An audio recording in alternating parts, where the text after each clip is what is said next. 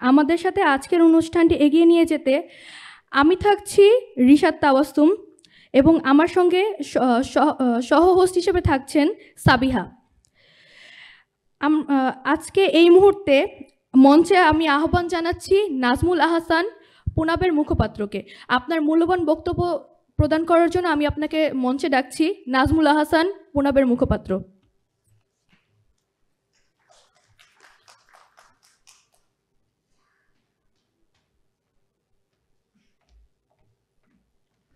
আসসালামু আলাইকুম প্রিয় সুধী মণ্ডলী, আশা করি সবাই ভালো আছেন। আজ 22 February private university national association of Bangladesh এবং জুলাই রেভলিউশনারি অ্যালায়েন্সের যৌথ আয়োজনে অনুষ্ঠিত হচ্ছে আন্দোলনে নারী শক্তি, নারীর কথা, শিক্ষা, নেতৃত্ব ও সম্ভাবনার দিগন্ত। জুলাই আন্দোলনে স্বতঃস্ফূর্তভাবে নারীরা অংশগ্রহণ করেছিল। নারীদের অংশগ্রহণ ছাড়া এই আন্দোলন সফল হতো না। তবে আন্দোলন পরবর্তী সময়ে নারীদেরকে সঠিকভাবে মূল্যায়ন করা হচ্ছে না বলে আমরা দেখতে পাচ্ছি। আমরা সকলেই জানি জুলাই ছাত্র জনতার বিপ্লবে আমাদের ছাত্রদের পাশাপাশি ছাত্রীরা এবং সাধারণ জনগণ বা নারীরা কিভাবে অংশগ্রহণ করেছিল, সেই নারীদের গুরুত্ব তুলে ধরার জন্যই আজকে পুনাব ও জুলাই রেভলিউশনারি অ্যালায়েন্স আজকের এই আয়োজন করেছে। আজকে আমি বেশি কথা বলবো না, আজকে আমরা শুনবো আমাদের আন্দোলনে যে সকল নারীরা অংশগ্রহণ করেছিল এবং তাদের যে আন্দোলনের অভিজ্ঞতা, সেই অভিজ্ঞতাগুলো আজকে আমরা শুনবো। আপনাদের সকলকে আজকের এই অনুষ্ঠানে স্বাগতম জানিয়ে আমি আমার বক্তব্য শেষ করছি। ধন্যবাদ। আসসালামু আলাইকুম।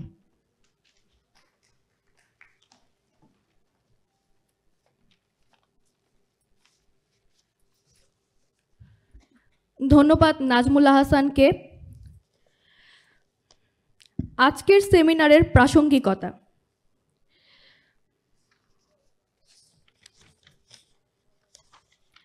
এই সেমিনার আন্দোলনের নারীর শক্তি, নারীর কথা, শিক্ষা, নেতৃত্ব ও সম্ভাবনার দিগন্ত। শুধু অতীতের আলোচনার জন্য নয়, বরং ভবিষ্যতের জন্য দিক নির্দেশনা খুঁজে বের করার জন্য। আজ আমরা শুনব কিভাবে নারী নেতৃত্ব গড়ে উঠছে, কিভাবে নারীরা শিক্ষার মাধ্যমে নিজেদের শক্তি বৃদ্ধি করছে, কিভাবে প্রতিকূল পরিস্থিতির মধ্যেও নারীরা নতুন দিগন্ত উন্মোচন করছে। আমরা জানব কিভাবে সমাজের বিভিন্ন স্তরে নারীরা এখনও বাধার সম্মুখীন হচ্ছে এবং কিভাবে আমরা একসাথে কাজ করে সে বাধা অতিক্রম করতে পারি। আমরা সকলেই জানি সামাজিক যোগাযোগ মাধ্যম থেকে শুরু করে সমাজের বিভিন্ন স্তরে, বিভিন্ন জায়গায়, রাস্তাঘাটে এবং সব শিক্ষা প্রতিষ্ঠানে সহ এখনও পর্যন্ত নারীরা কিভাবে হেনস্থার শিকার হয়, কথার মাধ্যমে, কখনো কখনো জোরপূর্বক। অথচ নারীর যে শক্তি, নারীর যে নেতৃত্ব, আমরা যদি সেটাকে সামনে নিয়ে আসতে পারি তবেই আমরা নারীদের এই সকল সমস্যা থেকে বেরিয়ে আসতে পারবো। আমরা পারবো নারী যাতে কখনো কোনোভাবে হেনস্থার শিকার না হয়। আজকে এই সেমিনারে কেবল আলোচনা পর্যালোচনার জন্য নয়, বরং এটি আমাদের ভবিষ্যতের পথরেখা নির্ধারণের একটি গুরুত্বপূর্ণ মঞ্চ। আমরা শুনব কিভাবে নারী নেতৃত্ব গড়ে উঠছে, কিভাবে শিক্ষা নারীর ক্ষমতায়নের অন্যতম হাতিয়ার হিসেবে কাজ করছে এবং কিভাবে প্রতিকূলতা সত্ত্বেও নারীরা সম্ভাবনার নতুন দিগন্ত উন্মোচন করছে। কিন্তু শুধু কথার মাধ্যমে ইতিহাসকে অনুভব করা যায় না, ইতিহাসকে দেখা লাগে, ছুঁয়ে দেখা লাগে, তার গভীরতা অনুভব করতে হয়। আর তাই আজকের আয়োজনে শুধু সেমিনার নয়, এর পাশাপাশি আমরা উদ্বোধন করছি ব্রেভ ডটার্স অফ জুলাই, একটি বিশেষ এক্সিবিশন যেখানে আমরা সেই সব সাহসী নারীদের গল্প তুলে ধরব যারা নিজেদের জীবনকে আন্দোলনের জন্য উৎসর্গ করেছে। এই এক্সিবিশন আমাদের নিয়ে যাবে এক ভিন্ন জগতে, যেখানে প্রতিটি ছবির মাঝে থাকবে প্রতিবাদের প্রতিধ্বনি, প্রতিটি অক্ষরে অক্ষরে লেখা থাকবে সংগ্রামের কথা। এখানে থাকবে জুলাই বিপ্লবের মিছিলের দুর্লভ চিত্র, থাকবে সেসব নারীদের প্রতিকৃতি যারা নেতৃত্ব দিয়েছিলেন, যারা শহীদ হয়েছিলেন, যারা নীরব থেকে আন্দোলনে এগিয়ে নিয়ে গিয়েছিলেন। থাকবে ডকুমেন্টারি, যেসব প্রত্যক্ষদর্শীদের কণ্ঠ যারা এখনও জীবিত আছেন অথবা যাদের উত্তরসূরিরা আমাদের সামনে তুলে ধরবেন এক হারিয়ে যাওয়া অধ্যায়ের খণ্ডচিত্র। আজ আমরা এখানে একত্রিত হয়েছি ইতিহাসের সাক্ষী হতে, এক নতুন ভবিষ্যতের জন্য প্রস্তুতি নিতে। আমরা কথা বলবো, দেখব, শিখব, আর সেই শিক্ষা আমাদের এগিয়ে নিয়ে যাবে আরও দূর, আরও শক্তিশালী করে তুলবে আমাদের সংগ্রামের পথ। আমরা বিশ্বাস করি প্রতিটি ইতিহাসের পেছনে সাহসী নারীদের অবদান। আমরা বিশ্বাস করি প্রতিটি পরিবর্তনের কেন্দ্রে আছে নারীর অবদান। আমরা বিশ্বাস করি আজকের আলোচনা আগামী দিনের জন্য শক্তির উৎস হয়ে থাকবে। আজকের এই গৌরবময় আয়োজনে আমাদের সঙ্গে উপস্থিত রয়েছেন বিশিষ্ট ব্যক্তিত্বরা, যাদের উপস্থিতি আমাদের জন্য অনুপ্রেরণার উৎস। এই মুহূর্তে আমি আমাদের মাঝে বক্তব্য রাখার জন্য আহ্বান জানাচ্ছি ফারজানা আহমেদ, জাতীয় নাগরিক কমিটির প্রতিনিধি। আপনি প্লিজ আমাদের মাঝে আপনার মূল্যবান বক্তব্য প্রদানের জন্য আসুন।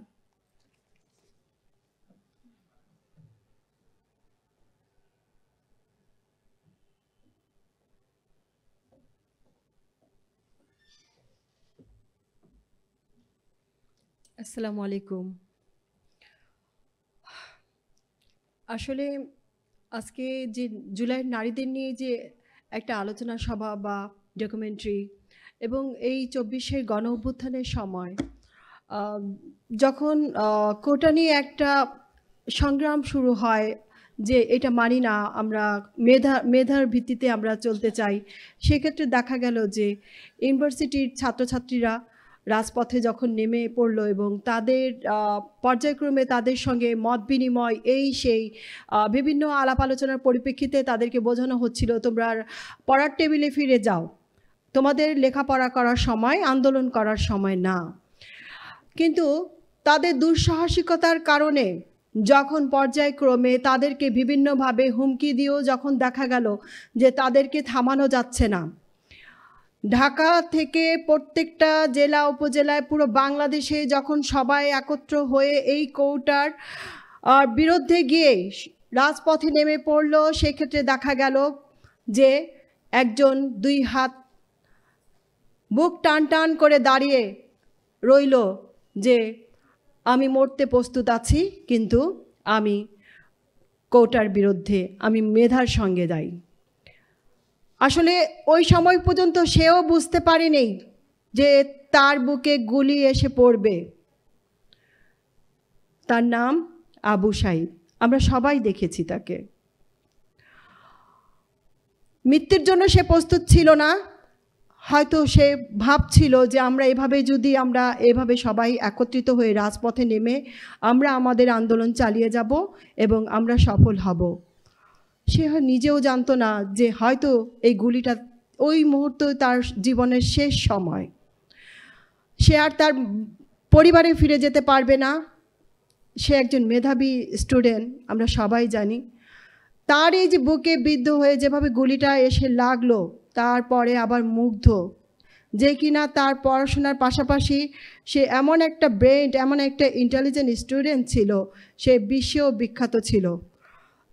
তাকেও দেখা গেল যে পানি দিচ্ছিল, সে পানি লাগবে, পানি, তৃষ্ণার্ত সব স্টুডেন্টের পাশে এসে দৌড়াচ্ছিল। সেই দৃশ্যটাও আমরা সবাই দেখেছি। তো এই যে পর্যায়ক্রমে এই যে মেধাবী স্টুডেন্টরা যখন এভাবে কোটার বিরুদ্ধে দাঁড়িয়ে সংগ্রামে রাজপথে ছিল, সেক্ষেত্রে আমরা দেখেছি ঢাকা বিশ্ববিদ্যালয়ের পাশাপাশি প্রাইভেট ইউনিভার্সিটির ছাত্রছাত্রীরাও তাদের এই ভাই বোনদের জন্য তারা রাজপথে নেমে পড়ে।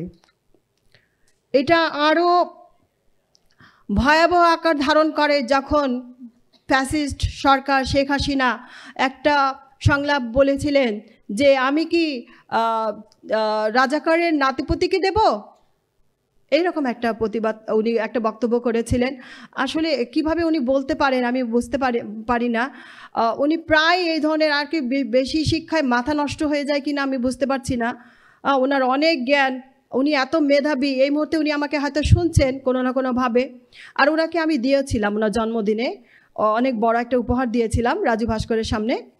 তো সে যাই হোক, সেটা অন্য কথা। এখন যেটা বলবো যে রাজপথে আমাদের প্রাইভেট ইউনিভার্সিটির ছোট ছোট ভাই বোনরা একেবারে দেখা গেছে যে ক্লাস 9-10 স্টুডেন্ট পর্যন্ত স্কুল পর্যায় থেকে চলে আসছিল। আমার একজন বোন ওখানে বসে আছেন, ওই আমার হাতের বাম পাশে। ওনার 3টি ছেলে সন্তান, ওনার হাজব্যান্ড, ওনারা সবাই আন্দোলনে ছিলেন। ক্লাস 7-এ আছেন, 9-এ আছেন এবং ইন্টার ফার্স্ট ইয়ারে। এই 3টি ছেলে সহকারে ওনারা আজিমপুরের ওই পাশটায় ছিলেন গোলাগুলির সময়। তো এইভাবে আমরা যেটা দেখতে পাচ্ছি যে এই যে নেমে আসলো আমাদের এই যে প্রাইভেট ইউনিভার্সিটিরও তো আন্দোলনে দেখা গেছে যে এখানেও অনেক প্রাণের বিনিময়ে আমরা 24-এর গণ অভ্যুত্থানে আমরা আমাদের দ্বিতীয় স্বাধীন বাংলাদেশ পেয়েছি। এখন যেটা বলবো, আমরা ধন্য আসলে এমন সব স্টুডেন্টদের জন্য। আর বিশেষ করে আজকে যে প্রোগ্রামটা জুলাইয়ের নারীরা, জুলাইয়ের কন্যা, তাদেরকে স্যালিউট জানাই এই জন্য যে তাদের দেখে আমরা যারা সাধারণ জনগণ, আমরা যারা কারো মা, কারো বোন, কারো স্ত্রী, আমরাও তাদের জন্য আমরা রাজপথে নেমে আসি। যে তাদেরকে এভাবে যখন আক্রমণ করা হচ্ছে, আমরা কেন ঘরে থাকবো? আমরা বেরিয়ে পড়েছি। আমি দেখেছি যখন 2টি বোন কাঁদে, তার একমাত্র ভাই শহীদ শাহাদাত, তার 2টি বোন মিতু এবং মিম যখন কাঁধে করে তার একমাত্র ভাইয়ের বডিটা নিয়ে যখন স্লোগান দিয়ে যাচ্ছিল, সেটা যে কী দৃশ্য ছিল আমি খুব কাছে থেকে দেখেছি। এবং আরও অনেক দৃশ্য আছে। এক্ষেত্রে শুধু বলবো, সেই 2 বোনের কাঁধে যখন তার একমাত্র ভাইয়ের বডিটা দেখেছিলাম, রাত্রে ঘুমালে কিন্তু ওই দৃশ্যটা আমার বারবার ভেসে ওঠে, ভোলা যায় না। এছাড়া চাংখারপুর এরিয়া, আমি পুরান ঢাকার মেয়ে, চাংখারপুর এরিয়ায় যখন গুলিবর্ষণ হয়, সেক্ষেত্রে আমাদের এলাকায় 2 জন শহীদ এবং 2 জন আহত হন। তো শহীদ ইয়াকুব ভাইকে দেখেছি যে ওনার গুলিটা ডান দিকে বিদ্ধ হয়ে বাম দিক থেকে যখন ফুটো হয়ে বের হয়ে গেল, তো অঝরে রক্ত ঝরে যাচ্ছিল। এই কয়েকটা দৃশ্য না রাত্রে ঘুমালে ঘুমাতে দেয় না। এটার জন্য আমি আপনাদের চাইতে বয়সে অনেক বড়, আমি রাজপথে যে বের হলাম, এখনও রাজপথে আছি আপনাদের পাশে। আর বলবো ইনশাল্লাহ থাকবো মৃত্যুর আগ পর্যন্ত। সংগ্রাম আমাদের কিন্তু শেষ হয়ে যায়নি, আমাদের চলমান। তো সেক্ষেত্রে বলবো এই যে সংগ্রামটা চলমান, আমরা সবাই যেন প্রস্তুত থাকি। আমাদের রাজপথে আমাদেরকে নামতে হবে যখন তখন। আরেকটা জিনিস, অনেকে কিন্তু প্রাইভেট ইউনিভার্সিটির শিক্ষার্থীরা বলে যে ঢাবির যে স্টুডেন্টরা আছে তারা দেখা যাচ্ছে যে তাদের সঙ্গে একটা বৈষম্যতার শিকার হচ্ছে। তো এই বৈষম্যতা আমরা বলবো আমরা সবাই ভাই বোন, হ্যাঁ, মনোমালিন্যতা চলবে না। হ্যাঁ, ইউনিভার্সিটির ঢাকা বিশ্ববিদ্যালয়ের স্টুডেন্টরা প্রাধান্য দিচ্ছে কি দিচ্ছে না, গণনা করছে কি করছে না, সেটা দেখার মুখ্য বিষয় না। আমাদের মুখ্য বিষয় হচ্ছে আমাদের বাংলাদেশকে আমরা রক্ষা করব। এই রক্ষা করার ক্ষেত্রে সেই প্রাইভেট ইউনিভার্সিটির ভাই বোনরা যদি আমাদের ডাক দেয় আপনারা অবশ্যই রাজপথে নামবেন। কারণ আপনারা হচ্ছেন গিয়ে একটা মুদ্রার এপিঠ আর ওপিঠ। মনে রাখবেন, একটা মুদ্রার এপিঠ আর ওপিঠ, এক পিঠ ছাড়া আরেক পিঠ অচল। আপনারা সবাই তাদের পাশে থাকবেন এবং আমাদের বাংলাদেশের স্বাধীনতা রক্ষা করার দায়িত্ব যখন আমাদের, সেই রক্ষা করার জন্য আপনারা সবাই প্রস্তুত থাকবেন। আপনাদের অবগতির জন্য জানাচ্ছি যে এই মুহূর্তে আমাদের সামনে ফারজানা সাদিয়া, আমাদের দিনা আপু উপস্থিত হয়েছেন, জাতীয় নাগরিক কমিটির সদস্য। উনাকে স্টেজে আমন্ত্রণ জানাচ্ছি। আপু প্লিজ, আপনি চলে আসুন প্লিজ। আপু প্লিজ। তো আমার আর কিছু বলার নেই। আজকে আপনাদের মাঝে আমি উপস্থিত হয়েছি, আপনাদের কাছ থেকে অনেক কথা শুনবো, জানবো এবং আপনাদেরকে বলবো আপনারা সবসময় মনে করবেন ঢাকা বিশ্ববিদ্যালয়ে যারা আছে তাদের পাশে আপনারা থাকবেন। এবং ওনাদেরকেও আমরা এই মুহূর্তে একটা মেসেজ পাঠাতে চাচ্ছি, আপনারাও যারা প্রাইভেট বিশ্ববিদ্যালয়ে আছে শিক্ষার্থী, তাদেরকে আপনাদের খুব আগলে রাখবেন। কারণ একটা দল চাচ্ছে যে আপনাদের মধ্যে একটা ঝামেলা পাকিয়ে দিতে, এবং সেই ঝামেলা পাকিয়ে দেওয়া আপনাকে হাতিয়ার এখন বাংলাদেশের এই হাতিয়ারকে ওনারা কি করতে চাচ্ছেন, ভেঙে ফেলতে চাচ্ছেন। অনেকগুলো চাল চেলে যাচ্ছেন। উনি চলে যাওয়ার পরেও উনি একটার পর একটা ওনার দলগুলো দিয়ে তৈরি করছেন যাতে দেশে একটা হাঙ্গামা বেঁচে থাকে। এবং সেক্ষেত্রে আপনারা ছাত্ররা যারা আছেন ঢাকা বিশ্ববিদ্যালয় এবং প্রাইভেট সেক্টরে আপনাদের মধ্যে একটা মনোমালিন্যতা জড়ানোর জন্য চেষ্টা করছেন। এটা আপনারা প্রমাণ পেয়েছেন ঢাকা কলেজ বা যে একটা খুবই খারাপ একটা ঘটনা ঘটে গেল, সেক্ষেত্রে হাসনাত ভাই কিন্তু এসে সেটা সামাল দিয়েছিলেন। সুতরাং আপনারা সবাই মনে করবেন আপনারা সবাই এক, আর বিশেষ করে নারীরা আপনারা তো বলার অপেক্ষা রাখেন না। আপনারা কখনো মা, কখনো বোন, কখনো কন্যা, কখনো সহধর্মিণী, কখনো একজন ভালো বন্ধু, কিন্তু জুলাই অভ্যুত্থানে আপনারা আপনাদের যে পরিচয় দিয়েছেন সেই পরিচয়ে আপনারা একটা যোদ্ধা। এই যোদ্ধাদের স্যালিউট করি। আমরা আমাদের স্বাধীনতা রক্ষা করব এবং আমরা আমাদের মাঝে যে শহীদ নাইমার আম্মু আছেন ওনার কাছ থেকে আমরা অনেক কিছু শুনবো। আর এই ক্ষেত্রে বলবো আপনারা সবাই এক থাকবেন। ঐক্যতাই হচ্ছে আমাদের সবচেয়ে বড় শক্তি, নারীর শক্তি হচ্ছে ঐক্যতা। আসসালামু আলাইকুম।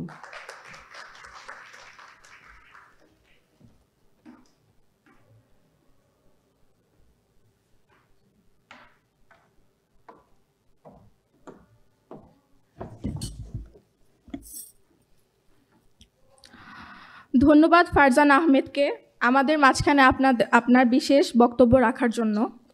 এই মুহূর্তে আমি মঞ্চে আমন্ত্রণ জানাচ্ছি সাদিয়া ফারজানাকে।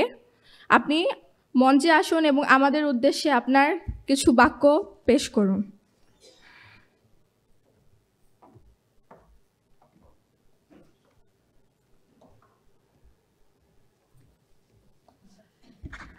এই মুহূর্তে আমাদের মাঝে উপস্থিত হয়েছেন সাদিয়া ফারজানা।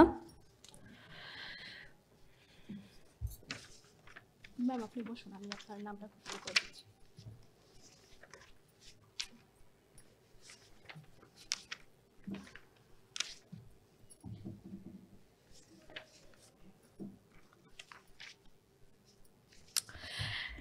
ইতিমধ্যে আমাদের মাঝে উপস্থিত হয়েছেন সাদিয়া ফারজানা, কেন্দ্রীয় সদস্য ও নারী বিষয়ক বিশেষ সেল সম্পাদক, জাতীয় নাগরিক কমিটি। আমরা তাকে ধন্যবাদ জানাচ্ছি আমাদের আজকের সেমিনারে আমাদের মাঝে অংশগ্রহণ করার জন্য।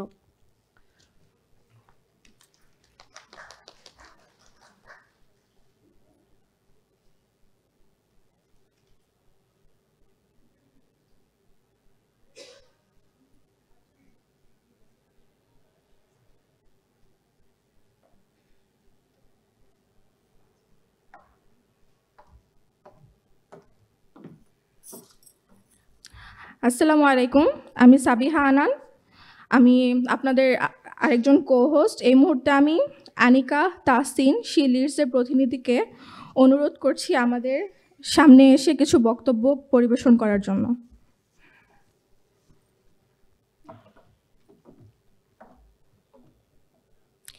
আসসালামু আলাইকুম। আমি আসলে আপনাদের এই আসনে বসে থাকার কথা ছিল। আমি মঞ্চের মানুষ না। এখানে ফারজানা আপা আছেন, দিনা আপা আছেন, শহীদ নাইমার মা আছেন। এখানে কথা বলা আসলে খুব মুশকিল। এমন একটি বিষয় নিয়ে আমরা আজকে কথা বলবো, আমরা আসলে সবাই ডিপলি ইমোশনাল। জুলাই বিপ্লব নিয়ে যদি শুরুতেই বলি, জুলাই বিপ্লব কেবল একটি রাজনৈতিক পটভূমি পরিবর্তনের কোনো আন্দোলন না। জুলাই বিপ্লব ছিল আমাদের মুক্তির প্রতীক, আমাদের নারী জাগরণের প্রতীক। এবং প্রাইভেট বিশ্ববিদ্যালয়গুলো যদি আমাদের সামনে বাংলাদেশকে ঢাল হয়ে তখন না বাঁচাতো, এই জুলাই বিপ্লব কখনো কোনো দিন সফলতার মুখ দেখত না। আমি প্রাইভেট বিশ্ববিদ্যালয়ের শিক্ষার্থীদের জন্য প্রথমে একটি করতালির আহ্বান জানাচ্ছি।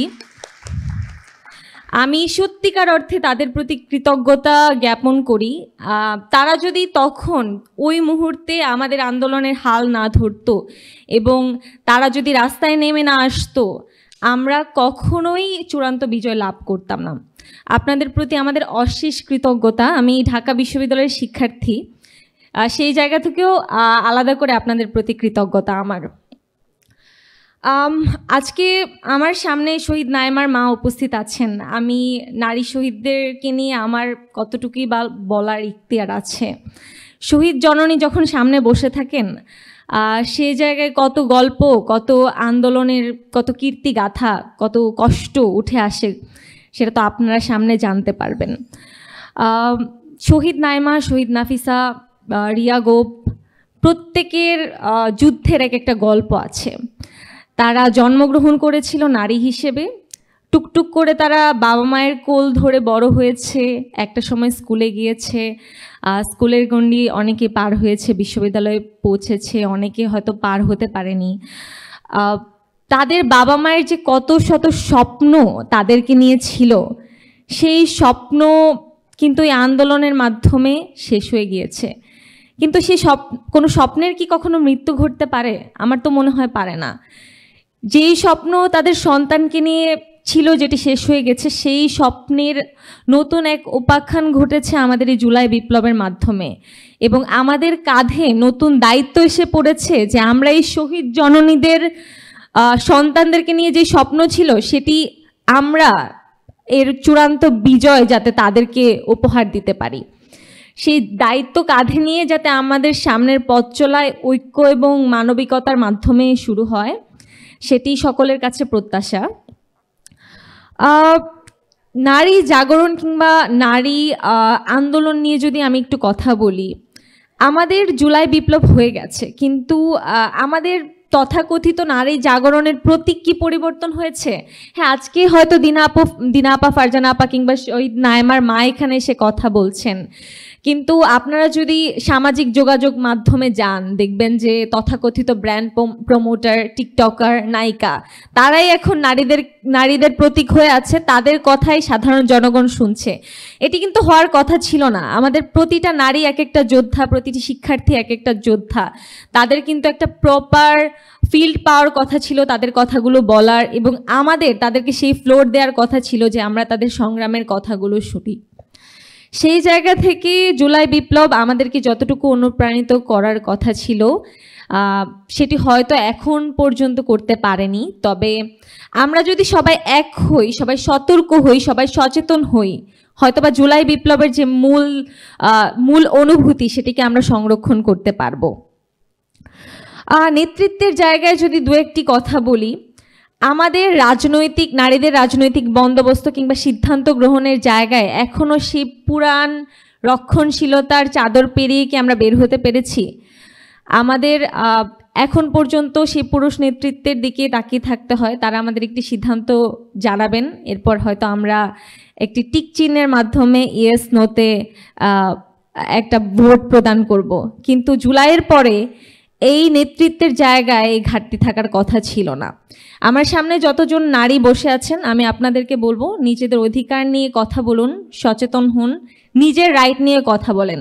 যতদিন পর্যন্ত আপনি আপনাকে নিয়ে না কথা বলবেন, আপনি আপনার জুলাই বিপ্লবের যুদ্ধ নিয়ে না লিখবেন, আপনার ক্রেডিট অন্য কেউ সেই কচুক্ষেত থেকে শুরু করে সব জায়গায় সবাই ছিনায় নিতে প্রস্তুত থাকবে। আপনাকে আপনার বিপ্লব নিয়ে কথা বলতে হবে, আপনাকে আপনার যুদ্ধ নিয়ে কথা বলতে হবে। নারীরা এখনও ধর্ষণের শিকার হচ্ছে, নারীরা এখনও শ্রম বৈষম্যের শিকার হচ্ছে, নারীরা এখনও সহিংসতার শিকার হচ্ছে। এই জায়গায় আমাদের সোচ্চার থাকতে হবে, আমাদের প্রতিবাদ মুখর থাকতে হবে। আমাদের সমাজের সিদ্ধান্তগুলো যাতে টিকটক কিংবা ফেসবুক থেকে না আসে। আমাদের জুলাই বিপ্লবের সিদ্ধান্ত যেরকম মাঠ থেকে এসেছিল, আমাদের মনস্তাত্ত্বিক পরিবর্তন যেমন হয়েছে, তেমনি আমাদের সামনের সিদ্ধান্তগুলো যাতে আমরা ভাবনার মাধ্যমে নিই, সকলের কথা ভেবে নিই, নতুন বাংলাদেশের কথা ভেবে নিই। আমার একটি ছোট্ট পরিচয় আছে, আমি যদি একটু কথা বলি সেটি নিয়ে। আমি শিলিডস নামের একটা অর্গানাইজেশন জুলাই বিপ্লবের পরে শুরু করেছি। যারা অনগোয়িং শিক্ষার্থী আছেন তাদেরকে নিয়ে আমরা বিভিন্ন বিষয় নিয়ে কাজ করার চেষ্টা করছি, নারীদের অগ্রগতি নিশ্চিত করার চেষ্টা করছি। আপনাদের প্রতি আহ্বান থাকবে, অবশ্যই আপনারা আমাদের পাশে থাকবেন, এবং আপনারা যদি কেউ চান আমাদের সাথে জয়েন করতে পারেন। আপনাদের প্রতি ওপেন ইনভিটেশন। এবং সবশেষে আমি যদি বলি যে জুলাই বিপ্লবের চেতনা শুধুমাত্র বই পুস্তকে কিংবা বিভিন্ন জায়গায় স্মরণীয় হয়ে থাকলে হবে না, সেটিকে অন্তরে প্রতি মুহূর্ত ধারণ করতে হবে। সেটিকে ধরে নিয়ে সামনের পথ চলাকে আমাদের নির্ধারণ করতে হবে যে একজন জুলাইয়ের বীরকন্যার আচরণ কেমন হবে, একজন জুলাইয়ের বীরকন্যা কিভাবে সিদ্ধান্ত গ্রহণ করবে, একজন জুলাইয়ের বীরকন্যা কিভাবে তার দেশকে সামনে এগিয়ে নিয়ে যাবে। আমাদের লড়াই চলবে। ধন্যবাদ।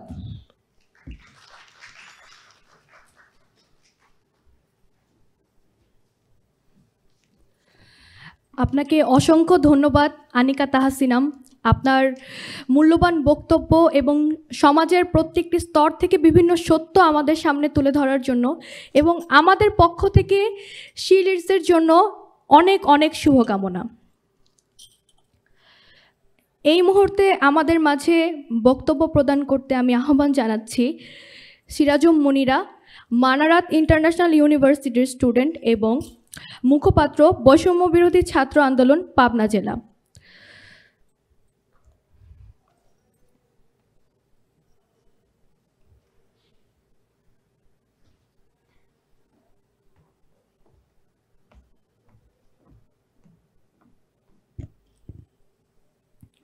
আসসালামু আলাইকুম। কোনো এক ভোরে নাইমা ও রিয়া এসে বলে গেল, এই বাংলাদেশ তোমাদের। সম্মানিত সুধী, আমি সেই নাইমা এবং রিয়া গোপের কথা বলছি, যারা এই জুলাই আন্দোলনে নিজেদের তাজা রক্ত দিয়ে আমাদের এই বাংলাদেশকে ফ্যাসিস্টের থেকে স্বাধীন করেছে। কি অদ্ভুত ব্যাপার না? ছোট্ট মেয়েটা সে বুঝতেও পারেনি হেলিকপ্টার থেকে তার বুকে গুলি করা হবে। কি হৃদয় বিদারক ঘটনা! এই ফ্যাসিস্ট গত 17-18 বছর ধরে কি নির্মম নির্যাতন আমাদের ওপর চালিয়েছে তার কোনো ভাষা নেই। এই আন্দোলনে আজকে এই প্রোগ্রামটা নারীদেরকে নিয়ে, তো যদি নারীদের অবদানের কথাই বলি তাহলে বলবো জুলাইয়ের এই আন্দোলনের সবথেকে গুরুত্বপূর্ণ অবদান ছিল নারীদের। আপনি দেখবেন খুনি হাসিনা যখন সর্বপ্রথম আমাদেরকে রাজাকারের বাচ্চা কাচ্চা বলে সম্বোধন করে, তখন কিন্তু ঢাকা বিশ্ববিদ্যালয়ের রোকেয়া হল থেকে সর্বপ্রথম নারীরা বড় মিছিল বের করে। সেই মিছিলের স্লোগানটি ছিল, আমি কে তুমি কে, রাজাকার রাজাকার। এই স্লোগানটির মাধ্যমেই কিন্তু আমাদের মনে এত জোর আসে। আর এই ফ্যাসিস্ট এখনো কি পরিমাণ পায়তারা করে যাচ্ছে আমাদের মধ্যে বিভেদের, আমাদের মধ্যে ঝামেলা সৃষ্টি করার, তার কোনো ভাষা নেই।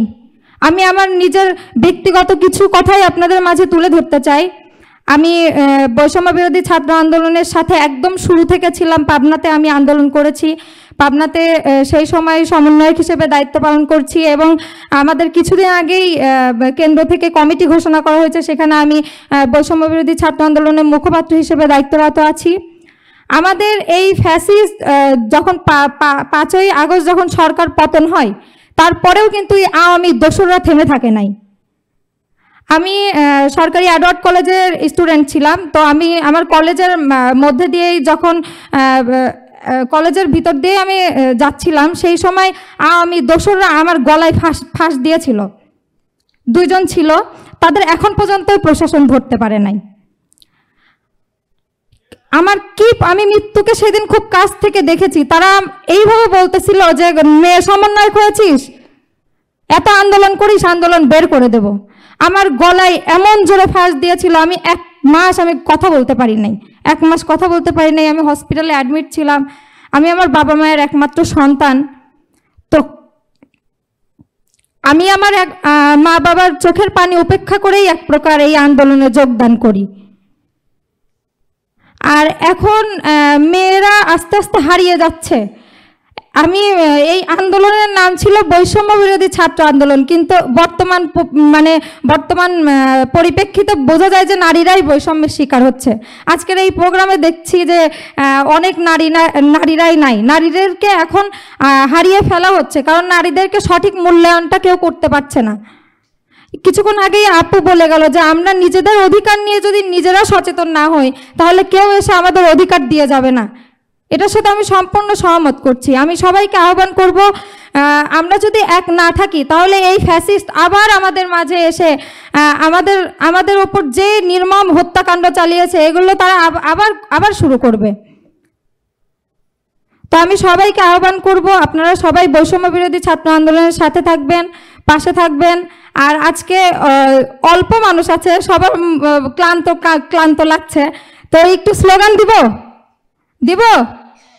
এই আপোষ না সংগ্রাম, দালালি না রাজপথ, জাহিদ নিলয় মুগ্ধ, ধন্যবাদ। আসসালামু আলাইকুম।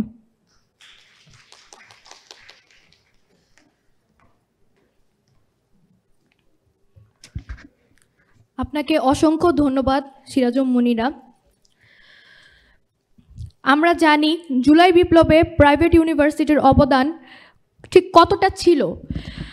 North south, BRAC, independent, ULAB, south east, AUB, east West সহ বিভিন্ন প্রাইভেট বিশ্ববিদ্যালয়ের নারী শিক্ষার্থীরা আন্দোলনের শুরু থেকেই সোচ্চার ছিলেন। তারা শুধু মিছিলেই অংশ নেননি, তারা সংগঠক হয়েছেন, বক্তা হয়েছেন, আন্দোলনের রূপরেখা তৈরিতে ভূমিকা রেখেছেন। এই মুহূর্তে আমি মঞ্চে আহ্বান জানাতে চাই নর্থ সাউথ বিশ্ববিদ্যালয়ের শিক্ষার্থী নাফসিন মেহনাজ আজরিনকে, যিনি আমাদের সামনে প্রাইভেট বিশ্ববিদ্যালয়ের নারী শিক্ষার্থীদের ভূমিকা নিয়ে তার বক্তব্য উপস্থাপন করবেন।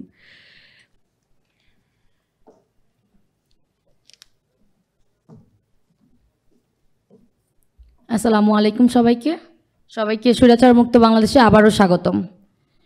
শুরুতেই বলতে চাই, এই যে 5ই আগস্ট গণ অভ্যুত্থান আমরা বলি যে ছাত্র জনতার অভ্যুত্থান, ছাত্রীরা কোথায়? এখন আমাদের সামনের সারিতে থেকে আমরা যে সকল ছাত্রীরা আন্দোলন করেছি, যেসব নারীরা আন্দোলন করেছি, সেসব নারীরা কোথায়? এখন নারীদের তো এখন সঠিকভাবে মূল্যায়ন করা হচ্ছে না। আমরা যখন রাস্তায় নেমেছিলাম 5ই আগস্ট পর্যন্ত, 15 তারিখ থেকে 5 তারিখ পর্যন্ত আন্দোলন করে গিয়েছি, আমরা সম্মুখ সারিতে থেকে আন্দোলন করেছি যেন আমার ভাইদের গায়ে যেন গুলি না লাগে, আমাদের উপর দিয়ে গুলি চালিয়ে যাক, আমার ভাইদের উপর যেন গুলি না চালানো হয়। এখন সে সকল নারীরা কোথায়? আরও একটা কথা বলতে চাই, আপনারা কোরআন ভিত্তিক রাজনীতি বন্ধ করুন, আপনারা নারীদেরকে মূল্যায়ন করা শিখুন। যদি এই যে আমরা এত দিন ধরে দেখছি আপনারা রাজনীতি করতেছেন, আপনারা নতুন বাংলাদেশ গড়ে তুলতে চাচ্ছেন, আপনারা নতুন বাংলাদেশের বন্দোবস্ত করার চেষ্টা করছেন, সব জায়গাতে আমরা দেখছি পুরুষদেরকে বসানো হচ্ছে, নারীরা কোথায়? আমরা দেশ সংস্কারের কথা বলি, আমরা দেশের কল্যাণের কথা বলি, সেই সকল জায়গাতে যদি নারীদেরকে না বসানো হয় আমরা কিভাবে জানব? আমরা কিভাবে সমতা করছি? এখানে তো আমরা অসমতা তৈরি করছি। আমরা বৈষম্য বিরোধী আন্দোলন করেছি, কিন্তু এখানে এসে আমরা নারীদের সাথেই বৈষম্য করছি। আরও একটা, আমার বক্তব্য আমি খুব শর্ট করে বলবো, আরও একটা কথা আমি এখানে উপস্থাপন করতে চাচ্ছি।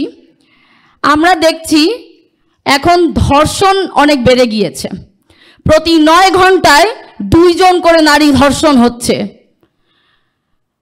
স্বরাষ্ট্র উপদেষ্টাকে বলে দিতে চাই, যদি দায়িত্ব পালন করতে পারেন আপনি চেয়ারে থাকুন, আর যদি দায়িত্ব না পালন করতে পারেন চেয়ার ছেড়ে দিন। আপনাদের ওইসব সুইট সুগার কোটেড ওয়ার্ড শোনার জন্য আমরা এখানে আপনাদেরকে বসাইনি, আপনাদেরকে উপদেষ্টা পদে আমরা বসিয়েছি। আমার এত শহীদ এবং আহত ভাই বোনদের কারণে আপনারা ওই পদে বসে আছেন। সুতরাং দায়িত্ব যদি পালন না করতে পারেন, ওইসব সুগার কোটেড ওয়ার্ড দিয়ে আমাদেরকে বুঝাতে চাবেন না যে আপনারা খুব ভালো মতো দায়িত্ব পালন করছেন।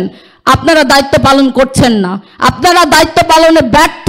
স্বরাষ্ট্র উপদেষ্টাকে আবারও বলতে চাই, যদি দায়িত্ব না পালন করতে পারেন আপনি আপনার পদ ছেড়ে দিন।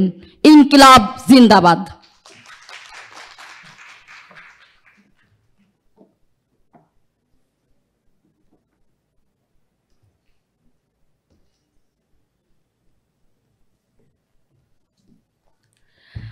ধন্যবাদ নাফসিন মেহনাজ আজরিন আমাদের সামনে প্রাইভেট বিশ্ববিদ্যালয়ের নারী শিক্ষার্থীদের ভূমিকা তুলে ধরার জন্য।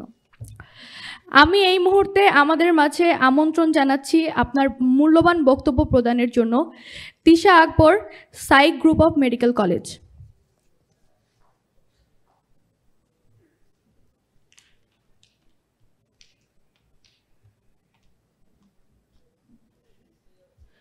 আসসালামু আলাইকুম। আমি আজমি খান তিশা। আমি দুটো ইউনিভার্সিটিতেই একত্রে পড়ালেখা করছি। সেটা আমি সরকারি বঙ্গবন্ধু ইউনিভার্সিটিতে ম্যানেজমেন্টের ফাইনাল বর্ষের স্টুডেন্ট, এবং সাই গ্রুপ অফ মেডিকেল কলেজ 14 নম্বর, সেখানকার ফিজিওথেরাপিস্ট হিসেবে আমি ডিপিটি কমপ্লিট করেছি, বিপিটি ফার্স্ট ইয়ার। যখন দেখেছি সরকারি ইউনিভার্সিটিগুলি একটা পর্যায়ে যে তাদের আন্দোলন থেমে গেছে, অনেকটা থামার পথে, তখন আমি প্রাইভেট মেডিকেল কলেজের একজন স্টুডেন্ট হয়ে রাজপথে ঝাঁপিয়ে পড়েছিলাম। তখন আমার মৃত্যুকে উপেক্ষা করে তখন আমার একমাত্র ছিল যে আমার ভাইকে মারলি কেন, আমার বোনকে মারলি কেন। কিন্তু সেই আজকে দেখতে পাচ্ছি যে আমরা নারীরা আজকে 5 থেকে 6 মাস হয়ে গেছে, এর মধ্যে আমরা বিলুপ্ত হয়ে গেছি। আমি আজকে আমার বাঁচার কথা ছিল না এখানে, সরি, আমি সেই আন্দোলনে যখন চতুর্মুখী সংঘর্ষ হয়েছিল ঢাকা ইউনিভার্সিটি, শহীদুল্লাহ হল এবং সেই আজিমপুর, সেই চতুর্মুখী সংঘর্ষের ভিতর পড়ে যাই, এবং ফ্রন্ট সাইড থেকে আমাকে এই দেশের জন্য উৎসর্গ করে দিয়েছিলাম। তখন আপনারা হয়তো দেখে থাকবেন আমার হাতটা জাতীয় শহীদ মিনার হয়ে গেছে, এবং মাল্টিপল ইনজুরি আমার শরীরে এখনো পর্যন্ত আমি বহন করে চলতেছি। কিন্তু কোনো একটা দিক থেকে আজও পর্যন্ত আমি আমার ট্রিটমেন্টের জন্য আমি হসপিটাল টু হসপিটাল ঘুরতেছি, কখনো পঙ্গু, কখনো সরাইদি মেডিকেল কলেজ, কখনো চক্ষু বিজ্ঞান ইনস্টিটিউট, কখনো পিজি, কিন্তু সেখান থেকে আমি প্রতিনিয়ত আমার ট্রিটমেন্টের জন্য বঞ্চিত হচ্ছি। আমি কি এই বঞ্চিত হওয়ার জন্য আজকে রাজপথে আমাকে বিলিয়ে দিয়েছিলাম, আমাকে উৎসর্গ করে দিয়েছিলাম এই 2024-এর জন্য? কিন্তু আমার সেখানে একটা কথা যেটা না বললেই নয়, আমার মতো এরকম হাজারো নারী যারা যে জীবন দিয়েছে, আহত হয়েছে, সে এখন হসপিটালের বেডে তার বাসায় কাতরাচ্ছে, ডে বাই ডে সে আস্তে আস্তে মৃত্যুর দিকে ধাবিত হচ্ছে। সে প্রতিদিন আস্তে আস্তে সে নিচে ক্ষয়ে ক্ষয়ে যাচ্ছে মৃত্যুর দিকে। এজন্য আমি কাকে দায় করব বলেন? আপনাদের কাছে আমি প্রশ্নটা রেখে গেলাম। ইনকিলাব জিন্দাবাদ। সবাইকে ধন্যবাদ।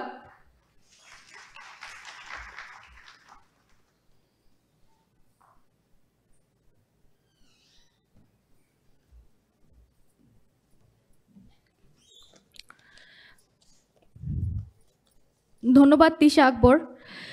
আমরা দুঃখ প্রকাশ করছি এই পর্যন্ত আপনি যা যা কমপ্লিসিটি ফেস করেছেন তার জন্য, এবং আমরা আপনার সুস্বাস্থ্য কামনা করি।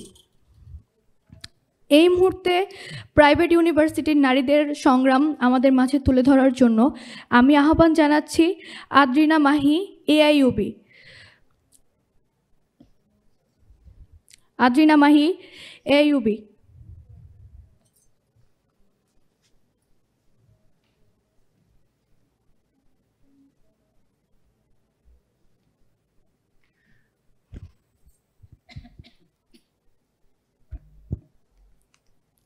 আসসালামু আলাইকুম, আমি আদ্রিনা মাহি। প্রথমেই আমি জুলাই আন্দোলনের সকল শহীদ ও আহত ভাই বোনদের প্রতি গভীর শ্রদ্ধা জানাই।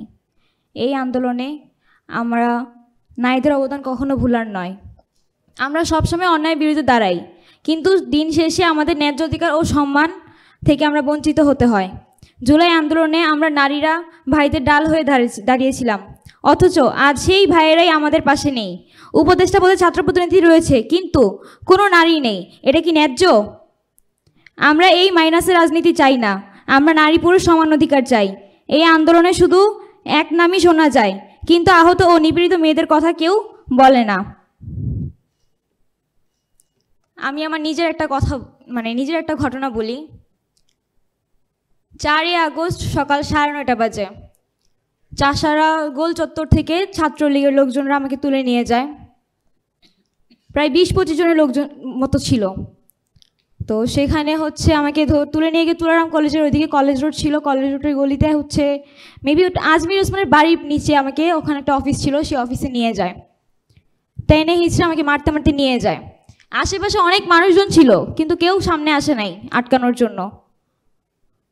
তো তারা ওখানে আমাকে মারধর করে আমার ফোন টোন সব কিছু নিয়ে যায়। তারপর সে অফিসে নিয়ে যাওয়ার পর প্রত্যেকটা মানুষ অনেক বাজে বাজেভাবে কথাবার্তা বলছে, অনেক বাজে গালিগালাজ করছে, আমার ফ্যামিলি নিয়ে অনেক কথাবার্তা বলছে। এমনও কথা বলছে যে আন্দোলন করো, আন্দোলন একদম ভরে দিব, এইসব বাজে কথাও শুনতে হয়েছে।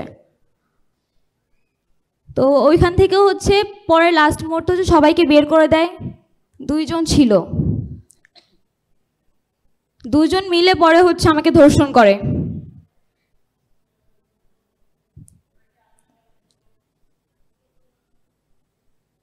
এটা এখন পর্যন্ত কোনো মিডিয়াতে আসে নাই, কারণ আমি নিজেই আসতে দেইনি। বাট যারা পারতো এটা একটা সলিউশন করতে পারতো, এখনো পর্যন্ত তারা ঘুরতেছে, তাদের কোনো শাস্তি হয় নাই। সার্জিস ভাই থেকে শুরু করে উমামা ফাতেমা আপু, নুসরত তাবাসসুম, সবাই জানে।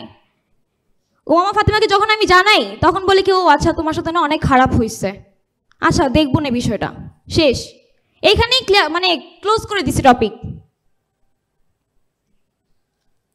নুসরত তাবাসসুম আপুকে জানাই, উনি আমাকে বলে তুই আমাকে হোয়াটসঅ্যাপে নক দিস।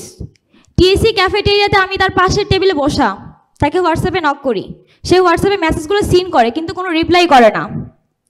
আর সার্জিস ভাই একদম প্রথম থেকে বিষয়টা জানতো, সে নিজে দায়িত্ব নিছে পার্সোনালি, উনি এই বিষয়টা দেখবে, প্রশাসনের সাথে কথা বলে তাদেরকে শাস্তির আওতায় আনার চেষ্টা করবে। সে আমাকে প্রতিনিয়ত বলতে কি যে তুমি আমাকে হোয়াটসঅ্যাপে নক করো, আমি ভুলে যাই, অনেক কাজে থাকি তো, ব্যস্ত থাকি, তুমি আমাকে মনে করিয়ে দিও। আমি প্রতিদিন তাকে হোয়াটসঅ্যাপে নক করতাম, ভাই আমার বিষয়টা কি দেখছেন, কিছু করছেন? সে হঠাৎ করে হচ্ছে প্রায় 1 মাস পর আমাকে মেসেজের রিপ্লাই দিল, প্রত্যেকদিন মেসেজ সিন করে, কোনো রিপ্লাই নাই।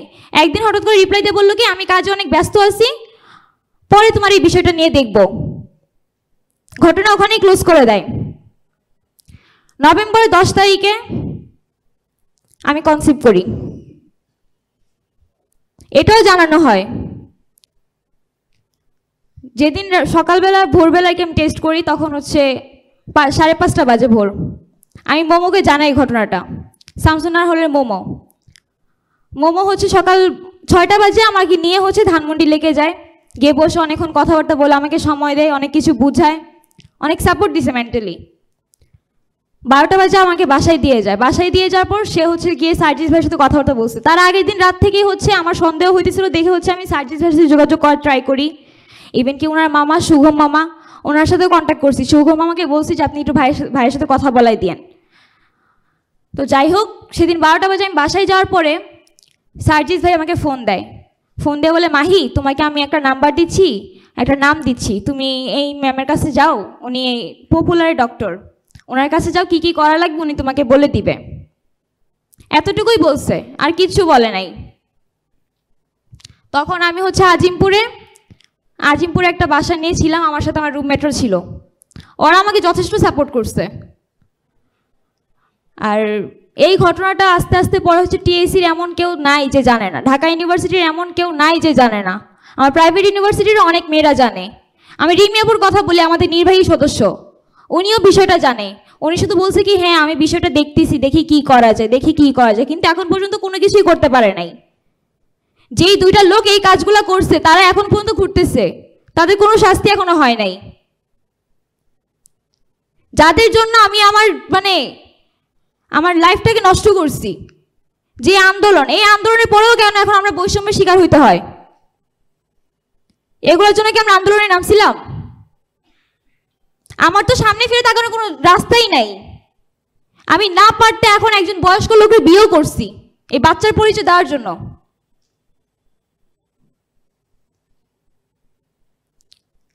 তো যাই হোক, ডিসেম্বরের 31 তারিখে আমার বাচ্চা নষ্ট হয়ে গেছে আনফর্চুনেটলি। ওইটা ওখানে ক্লোজ হয়ে গেছে, এটা নিয়ে কোনো সমস্যাও নাই। তবে আমার কথা হচ্ছে এখানেই যে জুলাই আন্দোলনে 6 মাস পার হয়ে গেল, আমার এই বিষয়টা সবাই জানে, এমন কেউ নাই যে জানে না। এখনো কেন তাদের শাস্তি হলো না? আমি কেন আমার ন্যায্য বিচারটা এখনো পাইলাম না? সবার কাছে আমার একটাই অনুরোধ যে আর যাই করেন মেয়েদের সাথে এইসব কাজগুলো করেন না।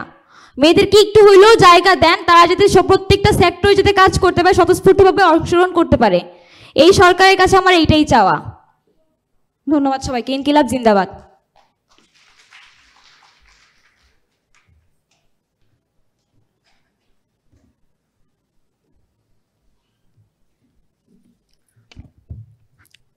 আমরা আসলে ভাষা হারিয়ে ফেলেছি। ঠিক কোন ভাষায় অথবা কোন সান্ত্বনাটা দিয়ে আমরা মাহির পাশে দাঁড়াবো, কিভাবে আমরা মাহিকে সান্ত্বনা দিব আমরা জানি না। কিন্তু এইভাবে স্পিচলেস হয়ে ভাষা হারিয়ে ফেলে আর কতদিন থাকা যায়? আমরা যেটা মাহি নিজের জীবন দিয়ে মানে নিজের জীবনে যেটা মাহির জীবনে ঘটেছে, আমরা যদি একটু ভালো করে খোঁজ নেই তাহলে দেখতে পাবো বাংলাদেশের বিভিন্ন জেলায় বিভিন্ন উপজেলায় যারা আন্দোলনে অংশগ্রহণ করেছিল তাদের মধ্যে এমন অনেককে আমরা খুঁজে পাবো যারা এইসব ধর্ষণ শ্লীলতাহানির শিকার হয়েছে। মাহি যেমন বিচার পায়নি, আমি বলতে পারি সে সকল নারীরাও বিচার পায়নি। কজন পেয়েছে? শুধু ধর্ষণ শ্লীলতাহানি না, এই যে এত এত শহীদ, এত এত আহত, এখনো পর্যন্ত খুনিদেরকে যাদের নামে অ্যারেস্ট ওয়ারেন্ট আছে তাদেরকে পর্যন্ত ধরা হচ্ছে না। কিন্তু তাই বলে যদি আমরা এভাবে থেমে থাকি, নারীদেরকে যদি আমরা প্রাপ্ত সম্মানটাই না দিতে পারি, তাহলে পরবর্তী সময়ে নারীরা কি ঘর থেকে বের হবে? আর নারী যদি আজকে রাজপথে না আসতো তাহলে এই অভ্যুত্থান এত সহজে আমাদের পক্ষে চলে আসতে পারতো? 52 থেকে 71, 71 থেকে 24 প্রত্যেকটা ক্ষেত্রেই তো আমরা নারীদের খুব বিশাল ভূমিকা দেখতে পেয়েছি। আমরা আজকে এই সেমিনারের মঞ্চে মাহির সাথে যা ঘটেছে এবং এই রকম বাংলাদেশের আরও বিভিন্ন জায়গায় বিভিন্ন মেয়েদের সাথে যা যা ঘটেছে তার বিচার চাইছি। আমরা স্বরাষ্ট্র মন্ত্রণালয়ের কাছে, আমরা আইন মন্ত্রণালয়ের কাছে, আমরা প্রধান উপদেষ্টা ডক্টর মোহাম্মদ ইউনূসের কাছে আমরা বিচার চাইছি। আমাদের এই সকল মেয়েদের সাথে যা যা ঘটেছে তার বিচার আমরা চাই। এই মুহূর্তে আমাদের মাঝে বক্তব্য প্রদান করতে আসবে Nahid Sultana, daffodil international university.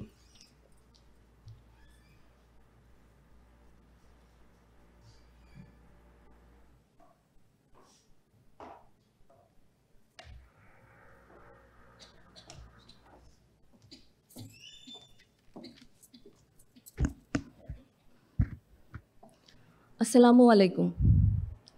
আসলে আমি মাহির কথাগুলো বলার পরে কি বলবো হয়তো সেটা বুঝেই পারছি না, কিন্তু এটা হয়তো একটা মাহির গল্প। হাজারো মাহির গল্প আমাদের অজানা, আমরা আসলে জানার চেষ্টা করি না। কারণ আমরা কি মেয়েদের মূল্যায়ন করি না। আমরা মেয়েদেরকে কেমনভাবে মূল্যায়ন করি শুধুমাত্র আমার একটা ভিডিও ক্লিপ বা আমার 2টা কথার কমেন্ট বক্স দেখলেই বোঝা যায়। ঠিক আমি মেয়েরা কি, মেয়েদের সব কিছুতেই বারবার প্রশ্নবিদ্ধ করা হয়। যাই হোক, আমি আজ পর্যন্ত আমাদের দেশে সকল শহীদ এবং আহত যারা আছে তাদেরকে স্মরণ করে আমি সংক্ষিপ্ত বর্ণনা দিচ্ছি। আমি নারী, আমি শক্তি, আমি প্রেরণা। জুলাইয়ের সেদিনগুলোর রাজপথে কত শত নারী যে রাঙিয়েছিল তার হিসাব আমরা কজন রাখি বা তাদেরকে আমরা কজন খুঁজছি? সেই আন্দোলনের পরে হয়তো আবার সবাই সেই 4 দেয়ালে বন্দি। কারণ ওই যে আমাদের সেই অপচেষ্টা তাদেরকে 4 দেওয়ালে আটকে রাখার, এইখান থেকে তো আমরা কখনোই সরি নাই। বাংলাদেশের সকল ঐতিহাসিক ঘটনায় নারীদের ভূমিকা সম্মুখ সারিতে থাকলেও দিন শেষে আমরা তাদেরকে পিছনে ঠেলে দিই। আমরা প্রতিনিয়ত স্বপ্ন দেখি, আর সেই ঘুম ভেঙে উঠে দেখি সেই চিরচেনা সত্য। আমি আমার দেশকে বড্ড বেশি ভালোবাসি, সেজন্য চাই এই সব কিছুর পরিবর্তন হোক, সংশোধন হোক। আমি আমার সুযোগ সুবিধা, আমার অধিকার আমার এই দেশেই বাস্তবায়ন করা হোক। কিন্তু সেটা কি আমরা পাবো? হয়তো ভেবেছিলাম জুলাইয়ের পরে চিত্রটা ভিন্ন, কিন্তু সেই একই। আচ্ছা, আমরা খুব রিসেন্টলি শুনতেছি, যেটা হয়তো আমাদের অনেক আগের কিন্তু আমাদের অজানা, আলেপের ঘটনা, র্যাব কর্মকর্তা আলেপ। আচ্ছা, ধর্ষণের শাস্তি, সর্বোচ্চ শাস্তি আমাদের দেশে কি? কিন্তু আমরা জানি মৃত্যুদণ্ড। আমরা শুধু এটা জানি, হয়তো বা কোথাও শুধুমাত্র এটা লিপিবদ্ধ করা আছে, কিন্তু আমাদের দেশে কত জনের এই সাজা ভোগ করতে হয়েছে। প্রতি 9 ঘন্টায় যেখানে একজন করে ধর্ষক হয়, সেখানে কতজনের সাজা দিয়েছে আমাদের দেশের আইন ব্যবস্থা। নারী মন্ত্রণালয় আছে, স্বরাষ্ট্রমন্ত্রী আছে, তারা কি করেন? একটা বিচার হয়েছে আরে দেন না একটা টিএসসিতে তো সব সময় দাঁড়ান, একটা দেন না টিএসসিতে জুলাইয়ে। তা তো করবেন না। কি করবেন? সবাই দেখেন জেলে আরাম আয়েসে দিব্যি ভালোই দিন কাটাচ্ছে, বাইরে আসবে আবার সেই একই কাহিনী। কারণ যে যায় না সে তো জানে এই দেশে কোনো বিচারই হয় না। তাহলে কি? আমি তো একটা 6 মাসের বাচ্চা। আচ্ছা, আমাদের দেশে পতিতালয় আছে না? কারো যদি এত সমস্যা হয় যাক না সেখানে। কেন? একটা 6 মাসের বাচ্চা, 6 বছরের বাচ্চা। কালকে আমরা র্যালিতে যাই, সেখানেও 4 বছরের বাচ্চা। আমরা দেখছি নেত্রকোনায় একজনের স্ত্রীকে ধর্ষণের কারণে তার স্বামী ধর্ষককে মেরে ফেলছে। আগে কিন্তু প্রশাসন চুপ করে বসে বসে ঘুমাইছে। যেই ওই যে উনি খুন করছেন ওনাকে তুলে নিয়ে গেছে। আরে ওনাকে কেন তুলে নিয়ে যাবি? তোর কাজটা তো ওই করছে, তোলা তো দরকার নাই, কারণ তোরা ঘুমাচ্ছিস। প্রশাসন এখনো পর্যন্ত জুলাইয়ের পরে একটা বিপ্লব পরবর্তী দেশে কি হওয়া উচিত আর কি হচ্ছে। আমি রাত্রে বাইর হব, আমি দূরপাল্লার বাসে যাব বা যেখানে যাব না কেন, আমার নিরাপত্তা নাই। কেন নাই? আমি এইটুকু নিরাপত্তা নিশ্চিত করতে পারি না? আমাদের সুশীল সমাজ মেয়েদেরকে কিভাবে ট্রিট করে জানেন? বাসের জন্য একটা মেয়ে দাঁড়িয়ে আছে, তো ভেতর থেকে এবং বাইরে থেকে কি বলছে, আরে ভাই মেয়েরা তুলিস না, সিট নাই। মেয়ে কিন্তু বাসায় যে সে কর্মজীবী হোক বা যা হোক, সে আবার তার সংসার সামলাবে, সে কাজ করবে। কিন্তু ওই পুরুষটা কিন্তু বাসায় যে ঠিকই তার রান্না করা ভাত খাবে। কিন্তু সে কিভাবে আপনাকে সুশীলতা দেখাচ্ছে যে ওকে তুলবেন না। আরে সিট নাই তো ভাই আপনার বাসে, মেয়ে মানুষ কেন তুলতেছেন? মেয়ে মানুষ তো ঝামেলা। আমরা এই ঝামেলা থেকে যতদিন বাইরে হতে পারবো না, ততদিন আমাদের নারীদের কোনো অধিকারই থাকবে না। এই অধিকার আমরা মনে হয় বারবার করে বলে যাই, আর দিন শেষে ওই বলা পর্যন্তই সীমাবদ্ধ থাকে। আমি চাই প্রতিটা ধর্ষণের অনবিলম্বে এইটার বিচার হোক। বিচার করেন না, একটা বিচার করেন, 2টা বিচার করেন, দেখেন সবাই ঠিক হয়ে যাবে যার যার জায়গা থেকে। আমার আর কিছু বলার নাই। আমি চাই আমার দেশ সুন্দর হোক, আমি এখানেই বসবাস করতে চাই। আমি বলতে চাই না যে আগেই ভালো ছিলাম বা পরেই ভালো হব, এই আশা নিয়ে আর কতদিন। আমরা সেদিনও রাজপথে ছিলাম, আজকেও রাজপথে থাকতে চাই, কিন্তু বারবার রাজপথে রক্ত দিয়ে কি লাভ? আমি সেইটা জানতে চাই, কি লাভ? যদি আমার লাভ থাকে আমি থাকবো। আমার দেশ ভবিষ্যতে যদি সেভাবে পুনর্গঠিত হয় তাহলে আমি রাজপথে থাকবো। আমি যাদেরকে ক্ষমতায় বসাচ্ছি তারা কি করছে? দিন শেষে সেই আগের নিয়মে চলছে। এভাবে কতদিন? আগের নিয়ম থেকে আমরা বাইর হতে পারছি না। একজনকে ভরসা করে দিন শেষে আবার স্বপ্ন ভেঙে দেখি সেই একই জন, যাকে সরিয়েছি সেই আবার কোনো না কোনো ভাবে আরেকজনের ঘাড়ে চেপে ঠিকই এসে বসে আছে। তো এই অবস্থার আমি এখানেই সমাপ্তি চাই। ধন্যবাদ সবাইকে।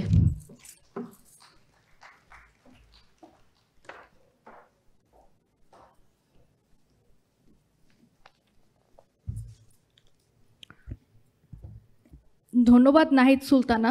আমরা আপনার সকল দুঃখ প্রকাশের সাথে সমব্যথিত। এই মুহূর্তে আমি আমাদের মাঝে বক্তব্য প্রদানের জন্য আমন্ত্রণ জানাচ্ছি রাত্রি বর্মন, ইব্রাহিম মেডিকেল কলেজ।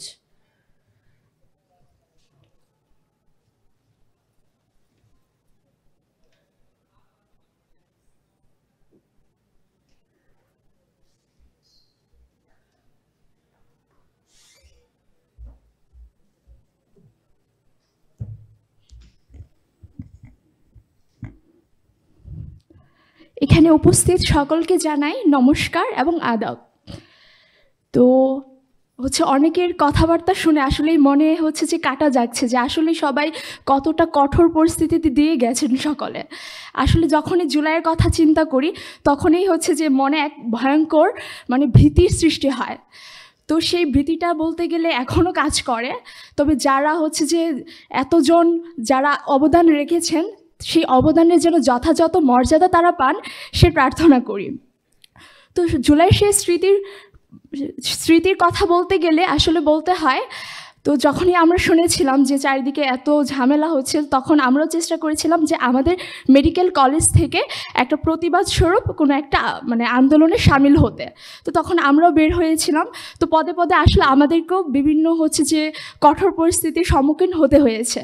তো আমরা যদি মেডিকেল সেক্টরের কথা বলি তাহলে সেই ক্ষেত্রে দেখতে পাবো যে হচ্ছে ডিএমসি, সোহরাওয়ার্দী, তাছাড়া আরও অন্যান্য অনেক প্রাইভেট মেডিকেল কলেজগুলো তারাও কিন্তু সেই আন্দোলনে সামিল হয়েছিলেন। স্পেশালি ডিএমসিতে দেখা যায় যে প্রত্যেকটা স্টুডেন্টকে হল ভ্যাকেন্ট করে চলে যেতে হয়েছিল এবং তারা অনেক ধরনের হচ্ছে যে সমস্যার সম্মুখীন হয়েছিলেন। এবং সোহরাওয়ার্দীর কথা যদি বলি তো সেখানেও দেখা গেছিলো যে মেয়েদেরকে রেপ করার পর্যন্ত হচ্ছে থ্রেট দেওয়া হয়েছিল। কিন্তু সেই মেয়েরা তো আর হচ্ছে ধুমিয়ে থাকবে না, কারণ মেয়েরা কি অদম্য, তারা লড়াই করতে জানে, তারা প্রতি পদে লড়াই করতে শিখেছে। তো তাই সেই মেয়েরা যখনই তাদেরকে হচ্ছে যে রেপের থ্রেট দেওয়ার পরেও তারা হচ্ছে আপফ্রন্টে ছিল, তারা নিঃস্বার্থে লড়াই করে গেছে সেসব মানুষদের জন্য যারা কিনা আহত হয়েছিল বা ক্ষত হয়েছিল, তাদের সেই ক্ষত সারাতে।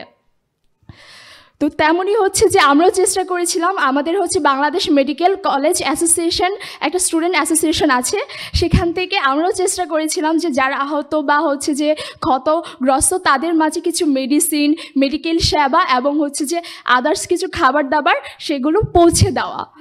তো আসলে হচ্ছে যে আমি খুব ভাগ্যবান যে আমি সেই কাজে যুক্ত ছিলাম। কিন্তু আসলে এই যে জুলাইয়ের যে পরিস্থিতি, আমি ভেবেছিলাম যে আসলে এত মেয়েদের এত আন্দোলনের যে লড়াই, তাদের যে অবদান সেটা অবশ্যই স্বীকৃতি পাবে, কিন্তু আসলে কি স্বীকৃতি পেয়েছে? কয়জন পেয়েছে? কেউ পায়নি। বলতে গেলে অনেকের অবদান আমরা জানিও না। তো আমি এই প্রার্থনা রাখবো যেন হচ্ছে যে যারা সেই আন্দোলনে লড়াই করেছে এবং যাদের অবদান অনস্বীকার্য তারা যেন সেটার যথার্থ মর্যাদা পান। তবে আমি এখন একটা কবিতার মাধ্যমে আমি তাদেরকে একটা ট্রিবিউট দেওয়ার চেষ্টা করব, যেটা আমার স্বরচিত কবিতা। কবিতাটির নাম বীর শিক্ষার্থী। ভেবেছিলাম স্বাধীন দেশ আমার প্রিয় বাংলাদেশ, কিন্তু হায় ক্ষমতার লোভে মনুষ্যত্বের শেষ, মানবতা নামক লোক দেখানো বেশ, তবে আর নয়। মুখোশ মোড়া করব ছিন্ন, প্রাণ যায় তবে যাক, শোষণার বঞ্চনা থেকে মুক্তি সবাই পাক। অধিকার নামক এই লড়াইয়ে থাকবো মোরা অটুট, কুটা নয় মেধায় সকল শিক্ষার্থীর মুকুট। বজ্র মোড়া প্রলয় মোড়া চির উন্নত মমশির, আঘাতকে উপেক্ষা করা মোরা প্রতিবাদী বীর। তাই হোক যতই অন্যায় আর সন্ত্রাস, জ্ঞানের আলোয় উদ্ভাসিত বীজের করব চাষ, হইব না আর মুখ বুঝে অন্যায়ের কৃতদাস। সকল বীর শিক্ষার্থীর হৃদয়ের একমাত্র আশ, আমার ভাইয়ের রক্তে বৃথা যেতে দেব না, আমার বোনের নিপীড়ন আর সইব না। তাই রাজপথে নেমেছিল যারা, রক্তাক্ত হলেও আজ বিজয়ী তারা। তাই সে সকল বিজয়ী সকল মা বোনেদেরকে আবারও সম্মান জানিয়ে এখানেই শেষ করছি। ধন্যবাদ।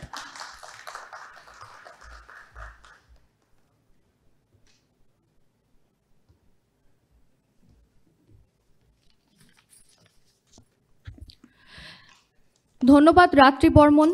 আমি সেই সঙ্গে ধন্যবাদ জানাচ্ছি মেডিকেল কলেজের সকল সেই শিক্ষার্থী ভাই বোনেরা, আন্দোলনকারী ভাই বোনেরা যারা জুলাইতে আমাদেরকে প্রতিটি মানুষকে, আন্দোলনের সঙ্গে যুক্ত প্রতিটি মানুষকে যেভাবে সাহায্য করেছে, তাদের সেই সাহায্যের অবদান তুলে ধরে আমি তাদেরকে ধন্যবাদ জানাতে চাই।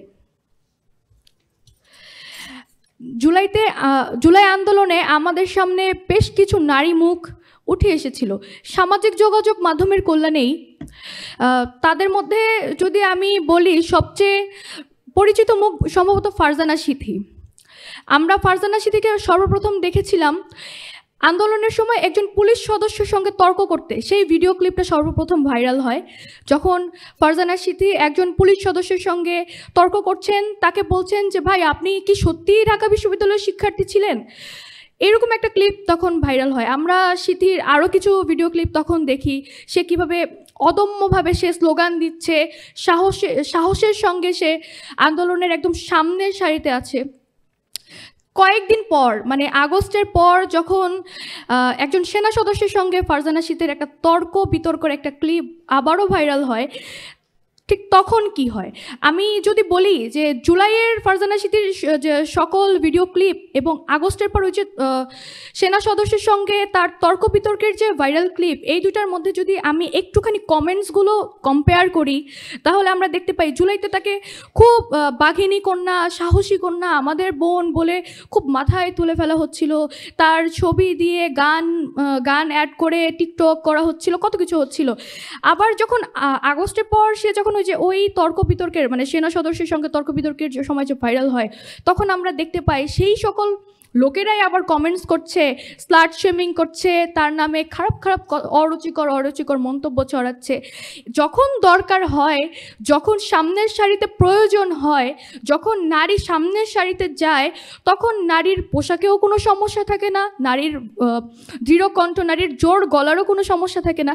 যখনই সমাধান হয়ে যায় সমস্যার, যখন আর নারীকে প্রয়োজন পড়ে না, তখন নারীর পোশাকে সমস্যা, তখন নারীর কণ্ঠে সমস্যা, তখন নারীর তর্কে সমস্যা। নারীকে নিয়ে এই যে সকল খেলা, এই যে সকল মাইনাসের রাজনীতি আজকে থেকে হচ্ছে তা না, শুরু থেকেই হচ্ছে। আমি যদি বলি সৃষ্টি লগ্ন থেকে হচ্ছে, তাহলে আমি বোধহয় খুব একটা ভুল বলছি না। আমি শুধু ফারজানা সিথির কথা বললাম, আমাদের বৈষম্য বিরোধী ছাত্র আন্দোলনের অন্যতম মুখ নুসরাত তাবাসসুম, উমামা ফাতিমা, তাদেরকে নিয়ে, তাদের চরিত্র নিয়ে, তাদের ছবি এডিট করে বিভিন্ন জায়গায় বিভিন্নভাবে যে তাদেরকে হেনস্থা করা হচ্ছে, প্রতিনিয়ত হচ্ছে। আরও অনেক মেয়েরা এই যে প্রতিনিয়ত হেনস্থার শিকার হচ্ছে, সে সকল হেনস্থা বন্ধ হবে কবে? এই পর্যন্ত জুলাই আগস্টের পর থেকে এই পর্যন্ত সভা সেমিনার প্রচুর হয়ে যাচ্ছে, কমিটি হচ্ছে, দল গঠন হচ্ছে, এখানে সেখানে কত কিছু হচ্ছে। নারীদেরকে নিয়ে একদম সুন্দরভাবে জাতীয় পর্যায়ে একটা মানে কাজের কাজ ঠিক হয়েছে কটা, একটাও বোধহয় দেখাতে পারবেন না কেউ। এই যে নারীদের মানসিক স্বাস্থ্যের যে একটা নিরাপত্তা, নারীদের শারীরিক নিরাপত্তা, মানসিক নিরাপত্তা, যৌন নিরাপত্তা, আমি চাই আজকে আমাদের এই সেমিনারের মঞ্চ থেকে আমি বলছি, আমাদের নারীদেরকে মানসিক নিরাপত্তা দিতে হবে, সামাজিক যোগাযোগ মাধ্যমে নিরাপত্তা দিতে হবে, শারীরিক নিরাপত্তা দিতে হবে, যৌন নিরাপত্তা দিতে হবে, সর্বশেষে মাইনাসের রাজনীতি বন্ধ করতে হবে। এবার আমরা চলে যাচ্ছি আমাদের অনুষ্ঠানের দ্বিতীয় অংশে, এক্সিবিশনের উদ্বোধন। আমাদের আজকের আয়োজন কেবল আলোচনা বা স্মৃতিচারণের জন্য নয়, বরং আমাদের ইতিহাসকে সংরক্ষণ ও নতুন প্রজন্মের সামনে তুলে ধরার জন্য। এই লক্ষ্যে আয়োজিত হয়েছে ব্রেভ ডটার্স অফ জুলাই, একটি বিশেষ প্রদর্শনী যা আমাদের আন্দোলনের সাহসী নারীদের সংগ্রাম, আত্মত্যাগ এবং অবদানের চিত্র তুলে ধরবে। জুলাই বিপ্লবের দিনগুলোতে নারীরা শুধু রাজপথে নেমে আসেননি, তারা আন্দোলনের পোস্টার এঁকেছেন, প্রতিবাদী গান লিখেছেন, মিছিলের স্লোগান রচনা করেছেন, এমনকি ফ্যাসিস্টের দোসরদের চোখ ফাঁকি দিয়ে নিজের প্রাণের হুমকি থাকা সত্ত্বেও তারা বিভিন্ন দেয়ালে দেয়ালে বিভিন্ন গ্রাফিতি এঁকেছেন, বিভিন্ন মাধ্যমে প্রতিবাদের ভাষা গড়ে তুলেছেন। এই এক্সিবিশন সেই সব মুহূর্তের সাক্ষী হয়ে থাকবে।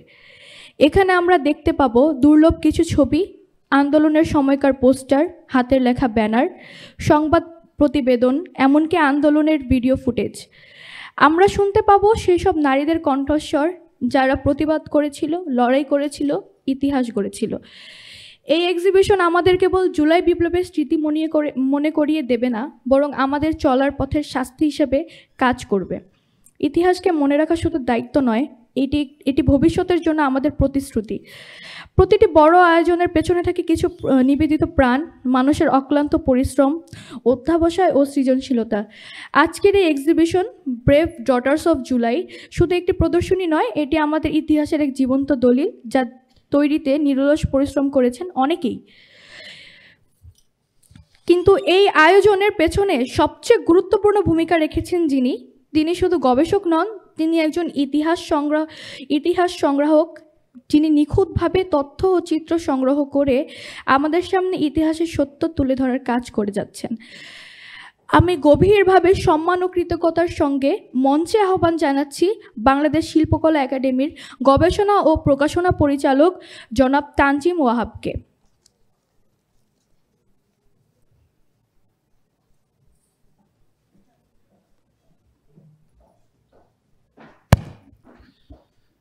আজকে আমার কথা বলা খুব বেমানান এখানে, তাও আমি আসলে আসছি এই কারণে, কারণ বাংলাদেশ শিল্পকলা একাডেমিতে আপনারা যে এসেছেন, মন খুলে কথা বলছেন, নিজেদের কথা বলছেন, অনুষ্ঠানটা একেবারে আপনাদের। এবং এর পরে যেহেতু প্রদর্শনীটা হবে, আমি আয়োজকদের একটা অংশ, সেই হিসেবে আপনাদের সবাইকে আসলে স্বাগত জানাতে আমি এসেছি। যদিও সেটার প্রয়োজন নেই, আপনারা জায়গাটা কিন্তু নিয়ে নিয়েছেন এবং নিয়ে নেওয়াটা খুব জরুরি। এবং আপনারা যে জায়গাটা নিবেন সেই কারণেই কিন্তু আমাদের এই প্রয়াসটা ছিল।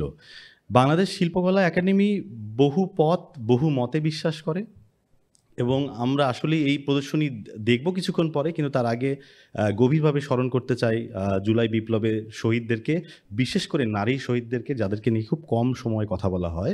এবং এই প্রদর্শনী কিন্তু সেটার গল্পটাকে উন্মোচন করবে।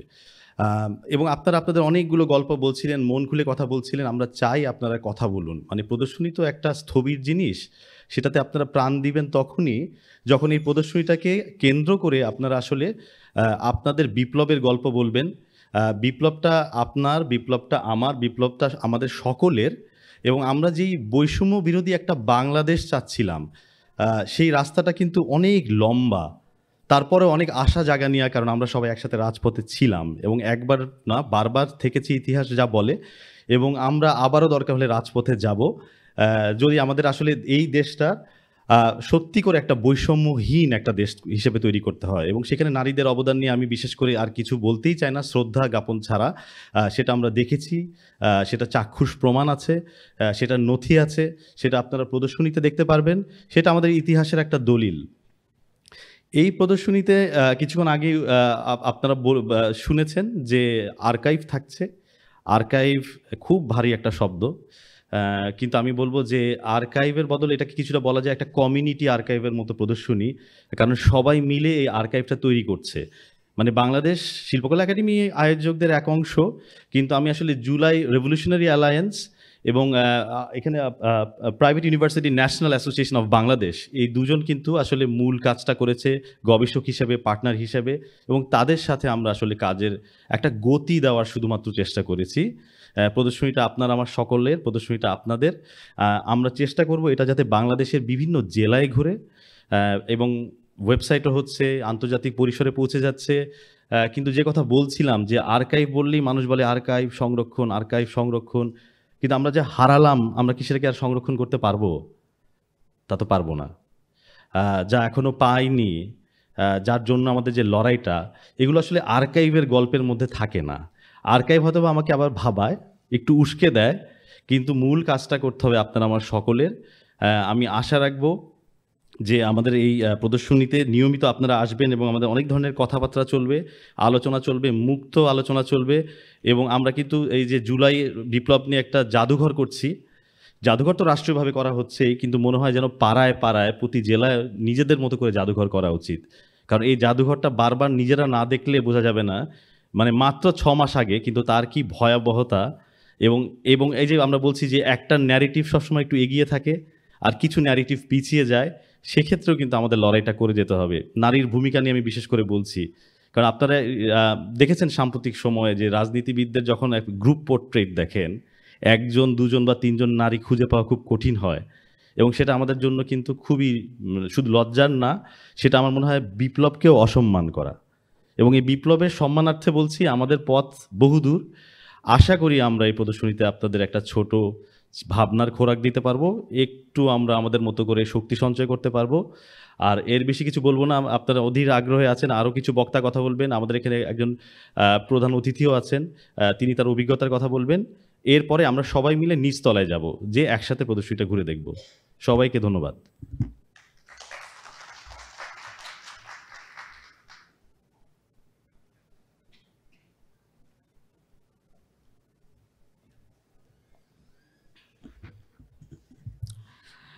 আপনাকে অসংখ্য ধন্যবাদ জনাব তানজিম ওয়াহাব।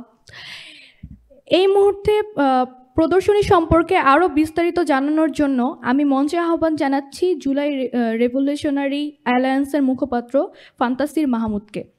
তিনি আমাদের সামনে তুলে ধরবেন এই এক্সিবিশনের উদ্দেশ্য, ভাবনা।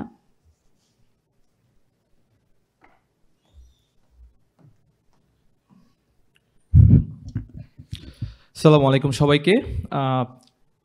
ব্রেভ ডটার্স অফ জুলাই, এই এক্সিবিশন আর কিছুক্ষণের মধ্যেই উদ্বোধন হবে ঠিক আমাদের 3rd ফ্লোরে 5 নং গ্যালারিতে।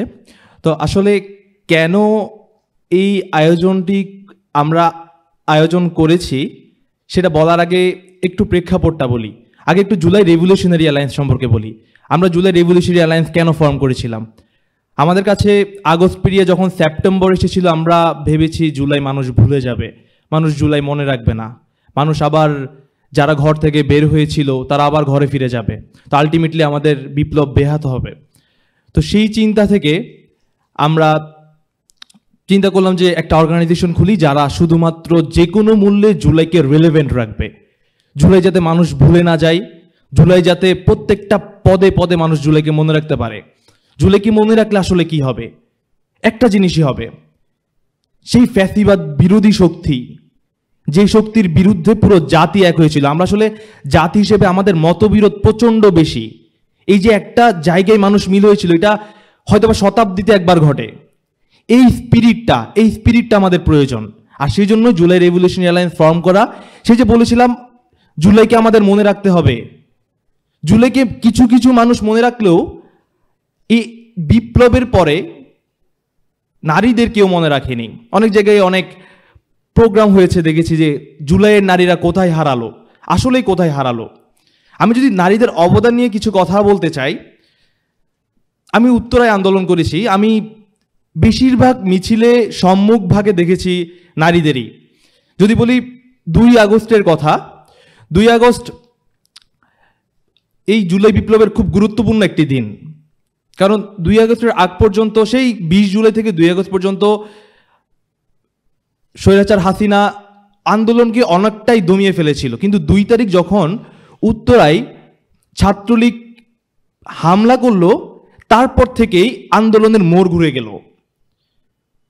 সেই হামলার পরেই সবাই আসলে কোটা বিরোধী বাদ দিয়ে স্বৈরাচার বিরোধী হয়ে গেছে, যে শেখ হাসিনার পতন হতেই হবে। তো সেই 2 তারিখের মিছিলে হয়তোবা সর্বমোট 300 থেকে 350 কিংবা 400 মানুষ হবে। তার মধ্যে বলা যায় 60 থেকে 70% ছিল নারী। এই নারীরা ঘর থেকে বের হয়েছিল শহীদ হওয়ার সেই নিয়তেই। কারণ তখন বাসা থেকে বের হওয়া এক আতঙ্কের নাম, যেখানে সবাই এই ম্যাসকিউলিন সোসাইটিতে সবাই ম্যাসকিউলিনিটি নিয়ে এত বেশি প্রাইড করে, সেখানে নারীরা যেই সাহস দেখিয়েছে জুলাই মাসে তা অভাবনীয়। নারীদের যে ত্যাগের কথা যদি আমি বলি, এখানে শহীদ নাইমা সুলতানার মা বসে আছেন। নাইমা সুলতানা একটা আর্ট করছিলেন, খুব সম্ভবত আর্ট করতে করতে যখন সে বারান্দায় এসে দেখে, যে বারান্দায় এসে দেখলো গোলাগুলি হচ্ছে, বারান্দায় এসে দাঁড়ালো, তাকে পুলিশ তাকে এইম করে গুলি করে ফেললো, সে সেখানে মারা গেল। আরেকজন আন্দোলনকারী মেহেরুন্নেসা নাম, তিনি 5 তারিখ আনন্দে নিয়ে গণভবনে গেল, গণভবন থেকে ফিরে আসলো, মায়ের জন্য একটা ফুল আনলো, ফুল দিয়ে মাকে বললো অনেক খুশি। তারপর দেখলো যে গোলাগুলি শুরু হয়েছে, সেও বারান্দায় গিয়ে দেখলো যে গোলাগুলি হচ্ছে, এই বারান্দায় দাঁড়িয়ে সে মারা গেল। এখানে শহীদ সজীব সরকারের বোন স্বর্ণা সরকারও বসে আছেন, সেও তার ভাই হারিয়েছে। এরকম অনেক নারী তাদের ভাই হারিয়েছে, তারা রাজপথে ছিল, অংশগ্রহণ করেছে। কিন্তু আনফর্চুনেটলি জুলাইয়ের পরে, 36 জুলাইয়ের পর কোথায় যেন এই নারীরা হারিয়ে গেল, এই নারীদের আর কোথায় দেখা গেল না। আমাদের আসলে নারী নেতৃত্বটা বারবার এগিয়ে নিয়ে আসা উচিত। আসলে নারী নেতৃত্বের প্রতি মানুষের একটা হতাশা চলে এসেছে শেখ হাসিনাকে দেখে। কিন্তু শেখ হাসিনা যেমন নারী নেত্রী বলবো না, কিন্তু শেখ হাসিনা যখন নারী ছিল, ওই শেখ হাসিনাকে পালাতে বাধ্য করেছে কিন্তু নারীরা। তাই রাষ্ট্রের যে সংস্কার, সেই সংস্কারের জন্য নারীদের অংশগ্রহণ অবিধারিত। তাই আমরা চেয়েছিলাম অনেকভাবেই যে জুলাইয়ের পরে নারীরা আরো বেশি অংশগ্রহণ করুক। আই হেট পলিটিক্স, এই ধারণা থেকে নারীরা বের হয়ে আসুক, নারীরা রাজনীতিতে অংশগ্রহণ করুক, যাতে রাষ্ট্র সংস্কারে নারীরা ভূমিকা রাখতে পারে। আর সেই জায়গা থেকে আন্দোলনের 6 মাস পরে এসে আসলে আমরা যখন বারবার দেখতেছি নারীরা কোথাও নেই, নারীরা রিকগনিশন পাচ্ছে না, এত আত্মত্যাগের পরেও কোথাও নারীদের কথা নাই এই জুলাই বিপ্লবে, তখন আমরা মনে হলো যেন একটা এক্সিবিশন করা প্রয়োজন, যে এক্সিবিশন অ্যাকচুয়ালি আমরা কালেকটিভলি সব কিছুই প্রকাশ করতে পারি, সব কিছু দেখাতে পারি মানুষের সামনে আসলেই জুলাই বিপ্লবে নারীরা কি করেছিল। সেই জায়গা থেকে তানজিম ভাই এত সহযোগিতা করেছে পুরো আয়োজনে, আনবিলিভেবল। একটা জোরে করতালি হোক তানজিম ভাইয়ের জন্য। এই পুরো এক্সিবিশন আয়োজনে অনেকগুলো মানুষের দিন রাত পরিশ্রম রয়েছে। আমরা খুব কম টাইম ফ্রেমের মধ্যে এই এক্সিবিশনটা আয়োজন করেছি, অনেকগুলো মানুষের অবদান রয়েছে, আমি তাদের সবাইকে ধন্যবাদ জানাতে চাই। এবং এই এক্সিবিশনটা আসলে সারা দেশের মানুষকে, সারা দেশের সকলের সামনে তুলে ধরা, সবাইকে জানানো, এটা আমাদের সকলের দায়িত্ব। কারণ নারীদের এই এক্সিবিশনটা যখন মানুষের সামনে বারবার আসবে তখনই যেই জুলাই বিপ্লবের নারীরা যারা এখন ঘরে ফিরে গিয়েছে তারা আবারও রাষ্ট্র সংস্কারে আসবে ইনশাল্লাহ। তাই আমি আমার আলোচনা এখনই শেষ করব একটা কথা বলে, আমরা কোনোভাবে যাতে জুলাইকে ভুলে না যাই। মনে রাখবো, যদি জুলাই হেরে যায়, হেরে যাবে বাংলাদেশ। সবাইকে ধন্যবাদ। আসসালামু আলাইকুম।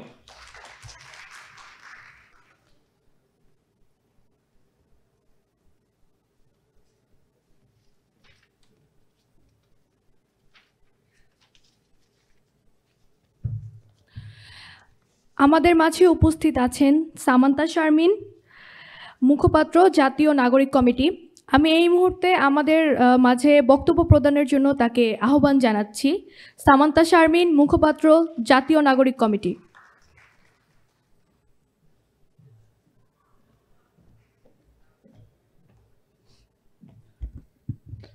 সবাইকে আসসালামু আলাইকুম।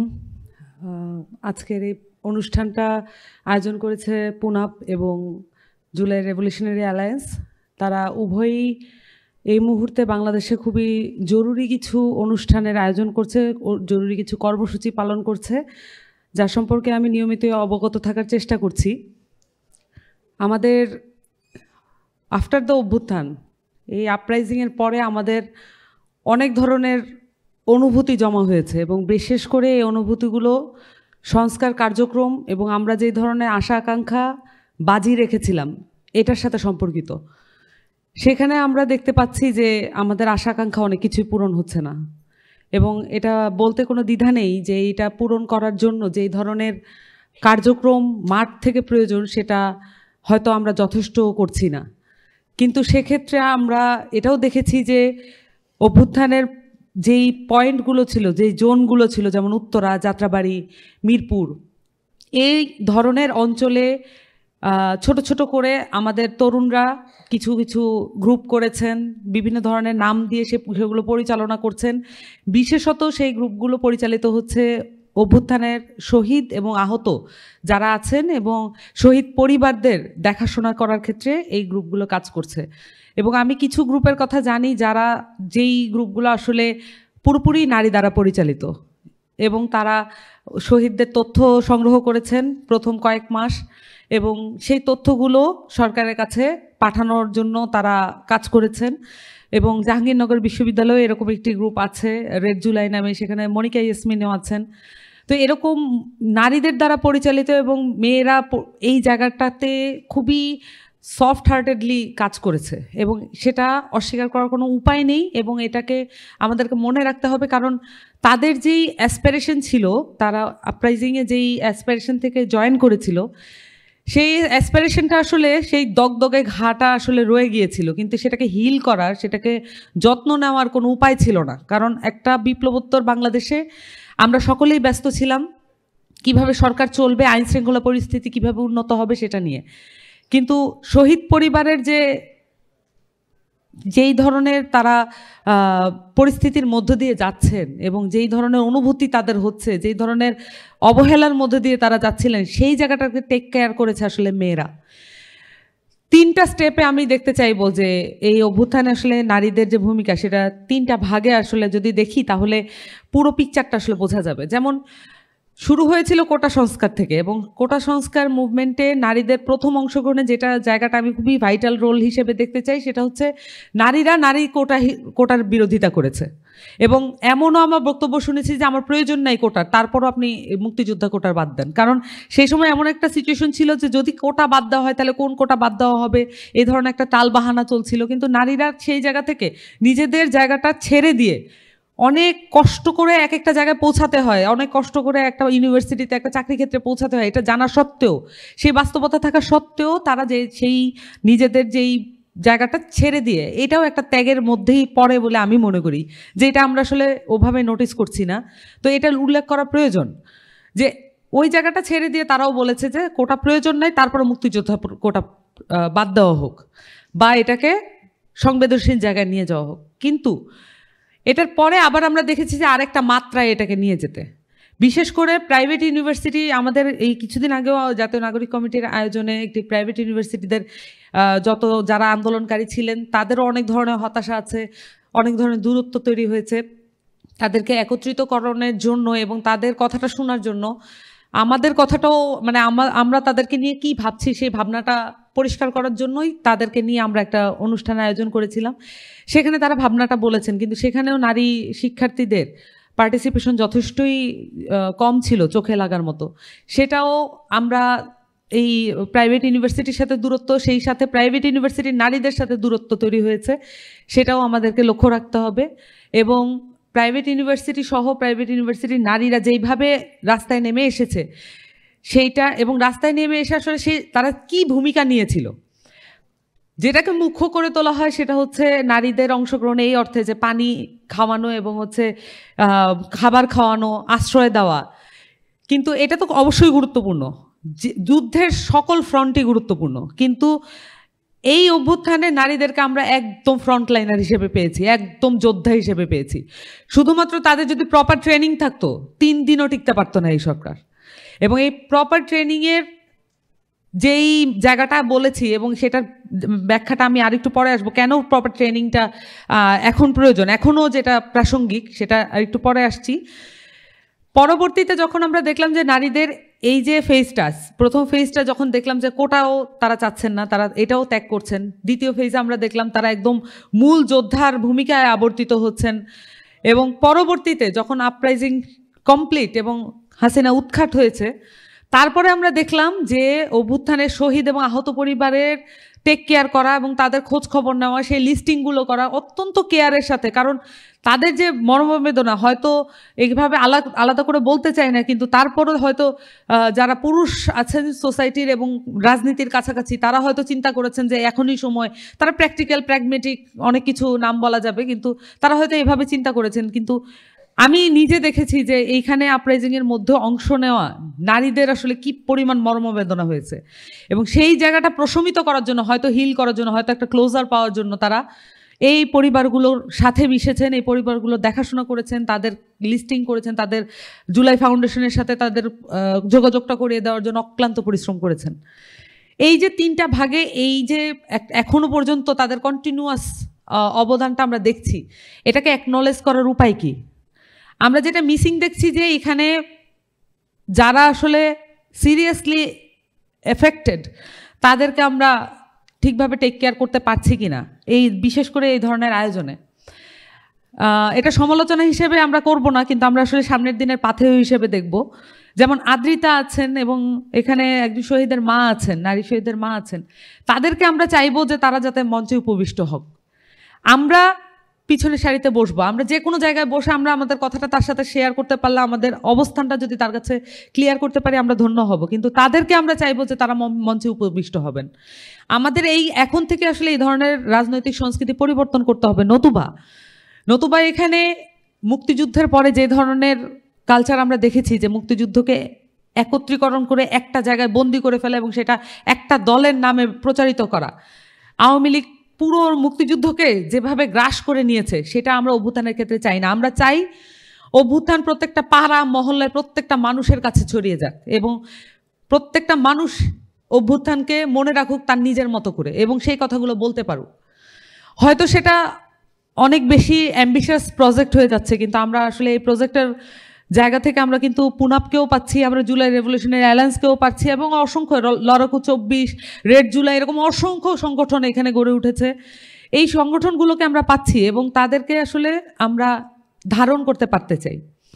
এখানে জাতীয় নাগরিক কমিটিও অনেকগুলো ভূমিকা পালন করার চেষ্টা করেছে, বিশেষত যখন অভ্যুত্থানের পরে রাজনৈতিক জায়গাটা যদি আমরা দেখি যে এখানে নারী নেতৃত্বের জায়গা কেন আসছে। কারণ আমরা যখন ইনক্লুসিভিটির কথা বলবো, যে এটা আসলে হাসিনা করতে পারে নাই। হাসিনা যখন তার ক্ষমতার প্রচার করেছে, হাসিনা যখন তার ক্ষমতাকে কুক্ষিগত করেছে, তখন তাকে এটা করতে হয়েছে, সে নারী এই পরিচয় তার আর ছিল না। তার যে নারীদেরকে উঠিয়ে আনতে হবে এই পরিচয় সে ভুলে গিয়েছে এবং সেই পরিচয়কে সে ডিসকার্ড করছে। তারপরেও এখানে নারী নেতৃত্ব হিসেবে যাদেরকে পোর্ট্রে করা হয়েছে, যাদেরকে প্রজেক্ট করা হয়েছে, তারা আদতে কি? তারা আদতে ছিল বিভিন্ন ধরনের রাজনৈতিক পরিবারের সন্তান, যারা বাবা এবং ভাইয়ের বা এই ধরনের পারিবারিক লেগেসি বহন করে সামনের দিকে এগিয়ে এসেছিল। কিন্তু এখানে অসংখ্য, এই অভ্যুত্থানে অসংখ্য নারী ছিল, এবং যেমনটা ছিল মুক্তিযুদ্ধের সময় অসংখ্য নারী ছিল যারা পারিবারিক লেগেসি ধারণ না করেও, অথবা কখনো কোনো কোনো ক্ষেত্রে পারিবারিক লেগেসিকে, পরিবারকে পিছনে রেখে সামনে এগিয়ে গিয়েছিল অংশগ্রহণ করতে, যুদ্ধে অংশগ্রহণ করতে এবং অভ্যুত্থানে অংশগ্রহণ করতে। তো সেই লেগেসিকে ধারণ করেই আসলে শেখ হাসিনা তার নারীর নেতৃত্বকে মডেল করে তুলেছে। কিন্তু আমরা আসলে এই ধরনের লেগেসির বাউন্ডারির মধ্যে, এমন নয় যে পরিবার থেকে, যে কোনো রাজনৈতিক পরিবার থেকে নারীরা উঠে আসতে পারবে না, ব্যাপারটা এরকম নয়। কিন্তু এটাই একমাত্র মাপকাঠি হতে পারে না, এবং এই মাপকাঠির জন্য আসলে নারীরা পিছিয়ে পড়েছে গত 53 বছর ধরে। কারণ এখানে দেখা গেছে যে এখানে নারীদের যেই আপব্রিঙ্গিং আছে, তাদের যে রাজনৈতিক বিকাশ আছে, সেটাকে অনেক মাত্রায় কন্ট্রোল করা হয়, সেটার অনেকগুলো বাধা আছে। যখন 2015 সালে তনু ধর্ষণ হয়েছিল, তখন আমরা তরু ধর্ষণের মামলা করার জন্য এবং সে মামলাটা সিরিয়াসলি নেওয়ার জন্য, আমরা বিচার কার্যক্রম চালানোর জন্য আমরা আন্দোলন করেছিলাম। অনেকগুলো আন্দোলন হয়েছিল সে সময়ে, এই শুধুমাত্র তনু ধর্ষণের এই প্রসপেক্টে এবং এই বিচারটা আদায়ের জন্য। কিন্তু এই আন্দোলনটা সফল হয়নি। আমি নিজে অনেকগুলো ব্যর্থ আন্দোলনের নেতৃত্ব দিয়েছিলাম সেই সময়, এটা একটা ছিল যেটা সফল করা যায়নি। এবং এটার পরবর্তীতে যখন এই আন্দোলনটা শেষ হয়ে যায়, তারপরে যখন আমরা দেখি যে ঢাকা বিশ্ববিদ্যালয়ে নারীদের উপরে ছাত্রলীগের এক ধরনের আক্রমণ হয়েছে, সেই আক্রমণের প্রতিবাদ করতে গিয়ে আমরা যখন সিনেট ভবন ঘেরাও করি, তখন সেখানে আবার আক্রমণ করা হয়। তখন সেখানে যারা নারী আন্দোলনকারী ছিল তাদের উপরে খুব বাজেভাবে আক্রমণ করা হয়েছিল। তো আমরা যেভাবে ভাবতে চাই, যখন একটা বিচার হয় তখন হচ্ছে বাকি সমস্যাগুলো বা বাকি যে আক্রমণগুলো সেগুলো হয়তো কমে আসবে, কিন্তু যখন একটা বিচার হয় না তখন পরপর অনেকগুলো বিচার হতে হয় না। এরপরে আমরা যখন দেখেছি যে এই যে আমার যে আন্দোলনের অভিজ্ঞতাগুলো, এটার পরেও আমরা দেখেছি যে যখন আন্দোলনের পরে এই যে রাজনৈতিক এবং এই যে নির্বাচনের সময়গুলো এসছে, তখনও আমরা দেখেছি যে শুধুমাত্র ধানের শীষে ভোট দেওয়ার জন্য কিভাবে ধর্ষণ করা হয়েছে এবং কিভাবে এটা একটা দৃষ্টান্ত হয়ে যাতে থাকে অমুক এলাকায়, একটা নির্দিষ্ট এলাকায় যদি ধানের শীষে ভোট দেওয়া হয় তাহলে কিভাবে তার শাস্তি পেতে হবে, সেটা একটা দৃষ্টান্ত তৈরি করা হয়েছে একজন নারীকে লক্ষ্য করে। তো এটারও বিচার হয়নি। স্বাধীন বাংলাদেশে আমরা এখনো অভ্যুত্থানের বিচার পাওয়ার জন্য এখনো যেভাবে খেদিয়ে মরছি, আমরা জানি না আসলে এই 15 বছর যে জুলুমের মধ্যে দিয়ে আমাদেরকে যেতে হয়েছে, সেই জুলুমের বিচার আমরা কিভাবে পাবো। কারণ আমরা মনে করি যে এখানে বিচারহীনতার সংস্কৃতি, জবাবদিহিহীনতার সংস্কৃতি একমাত্র ফ্যাসিস্ট তৈরি করে উঠবে। এবং এই মুহূর্তে অভ্যুত্থানের সরকারের ক্ষেত্রেও আমরা হয়তো খুশি মনে বলতে পারছি না তারা তাদের জবাবদিহিতা সঠিকভাবে হ্যান্ডেল করতে পারছে, এবং স্বরাষ্ট্রমন্ত্রী সহ এখানে যতগুলো মন্ত্রণালয় আছে সেই মন্ত্রণালয়গুলো সঠিকভাবে ফাংশন করছে না বলেই মনে হচ্ছে। এর মধ্যেও গত 3 দিন আগেও বাসে 2জন নারীকে শ্লীলতাহানি করা হয়েছে, এবং আমরা এটাই মনে করি যে বিচারহীনতার সংস্কৃতি যতদিন বাংলাদেশে রাখা হবে ততদিন এই ধরনের ঘটনা ঘটতে থাকবে। এবার এটার একটা বড় অংশ ভিকটিম হয়ে থাকবে নারীরা। যেভাবে করে বাংলাদেশের অভ্যুত্থানে নারীরা নিজেদেরকে একদম বিলীন করে দিয়ে, নিজেদের সব কিছু দিয়ে, সবটুকু দিয়ে রাজপথের এই অভ্যুত্থানকে সফল করেছিল। এরকম ইতিহাসের বাঁকে বাঁকে বাংলাদেশের শুধু নয়, পৃথিবীর ইতিহাসের সকল দেশে বাঁকে বাঁকে আমরা দেখেছি যে নারীরা কিভাবে একটা আন্দোলনের মোড় ঘুরিয়ে দিয়েছে। কারণ তারা সবসময়ই এক ধরনের ব্যাক সাইডের হিসেবে থাকে, একটা একটা পিছনের শক্তি হিসেবে থাকে। তো তারা যখন সামনে এগিয়ে আসে তখন আমরা একটা অদম্য সাহস পাই যে এবার আর কোনো কিছু ঠেকানো যাবে না। এবং 14 তারিখ রোকেয়া হলের মেয়েরা যখন স্লোগান দিয়ে বেরিয়ে এসেছিল, তখন আওয়ামী লীগের যেটা সবচেয়ে বড় ন্যারেটিভ ছিল রাজাকারের বাচ্চা, সেই রাজাকারের বাচ্চা ন্যারেটিভ ভেঙে দিয়েছিল মেয়েরা। তো এখন এই অভ্যুত্থানের পরে আমরা আসলে কিভাবে নারী নেতৃত্ব শুধু নয়, নারীদের যে অ্যাসপিরেশন আছে, নারীদের যে ক্ষোভ আছে, এই ক্ষোভ নিয়ে তো আসলে রাজনীতি করা যাবে না। এই ক্ষোভটাকে চ্যানেলাইজ করতে হবে যাতে করে আমরা রাজনৈতিক হয়ে উঠি। আমরা বারবার রাজনৈতিক সংস্কৃতির কথা বলেছি, আমরা বারবার রাজনৈতিক জনগোষ্ঠীর কথা বলেছি। এই জনগোষ্ঠীর বাইরে তো নারীরা না। তাহলে তাদের জন্য তাদের যে ইমোশন আছে, আমরা বারবারই বলতে শুনি যে নারীরা খুব ইমোশনাল, কিন্তু তাদের যে ইমোশন আছে সেটাকে চ্যানেলাইজ করার উপায়টা কি? এখানে আমরা দেখেছি যে এখানে আমাদের নারীরা যখন কথা বলেছেন, আমাদের আপারা যখন কথা বলেছেন, তখন তাদের স্পিরিটটা আসলে টের পাওয়া যায়, তাদের যে কাঁচা ঘাটা এটা এখনও টের পাওয়া যায়। তাহলে এই যে স্পিরিটটা আছে এইটাকে বন্দি করা না, এইটাকে রাখার, এটাকে কন্টেইন করার জন্য প্ল্যাটফর্ম প্রয়োজন। জাতীয় নাগরিক কমিটি চেষ্টা করেছে, কিন্তু এর চেয়েও ফোকাস গ্রুপ হিসেবে এটাকে প্ল্যাটফর্ম প্রয়োজন। আমাদের প্রয়োজন একটা নারী ব্রিগেড, যেখানে তারা এই রেভলিউশনের এটাকে আমরা আপরাইজিং বলছি, কিন্তু আমাদের বুকের ভিতরে এখনো রেভলিউশন আছে। এই রেভলিউশনের সমস্ত এসেন্স যারা ধারণ করবে এই ব্রিগেডের অংশ হবে, এবং সেটার জন্য অবশ্যই নারীদের একটা সেপারেট মনোযোগ প্রয়োজন। কারণ তাদের সমস্যাগুলোর কিছু আলাদা মাত্রা আছে, তাদের সমস্যাগুলো, তাদের প্রয়োজনীয়তাগুলোর কিছু আলাদা মাত্রা আছে, এবং সেগুলো স্পেশালি অ্যাড্রেস করা প্রয়োজন এখনও। আমরা এক সময় চাই যে এখন আর যেমন রাজনৈতিক দলগুলোতে যেমন মহিলা সেল, মহিলা দল এবং স্পেশাল অ্যাটেনশন প্রয়োজন হয়, আমরা সিনসিয়ারলি চাই যে এটা আর কখনোই প্রয়োজন না হোক। কিন্তু সেই উপায় এখন বাংলাদেশে নাই। বাংলাদেশে এখনও এই জায়গাগুলোকে স্পেশাল অ্যাটেনশন দিতে হবে, এবং নারীদের সমস্যা উত্তরণের জন্য যত রকমের পদক্ষেপ নেওয়া প্রয়োজন, কর্মসূচি নেওয়া প্রয়োজন, ভেহিমেন্টলি ওগুলো করতে হবে। কারণ আমাদের আর কোনো উপায় নাই।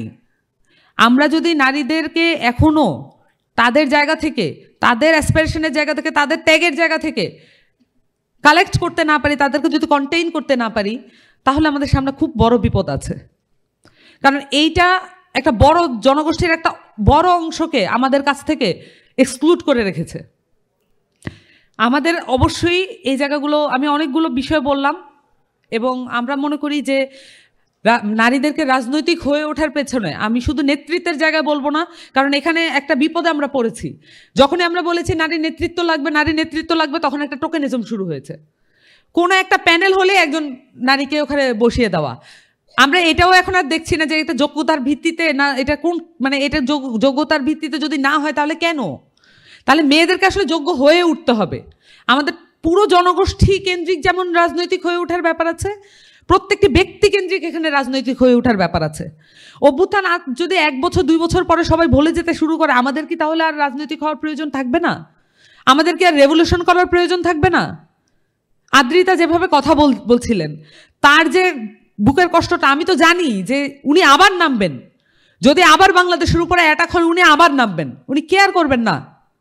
ওনার উপরে যাই অত্যাচারটা হয়েছে, যে জুলুমটা হয়েছে, সে বিচারটা এখনো হয়নি, উনি আবারও এই সিচুয়েশন হলে উনি দ্বিতীয়বার চিন্তা করবেন না। এখন যেই স্পিরিটটা আছে সেটাকে কন্টেইন করার উপায়টা কি? আমাদেরকে ব্রিগেড তৈরি করতে হবে, আমাদের আর কোনো অপশন নাই।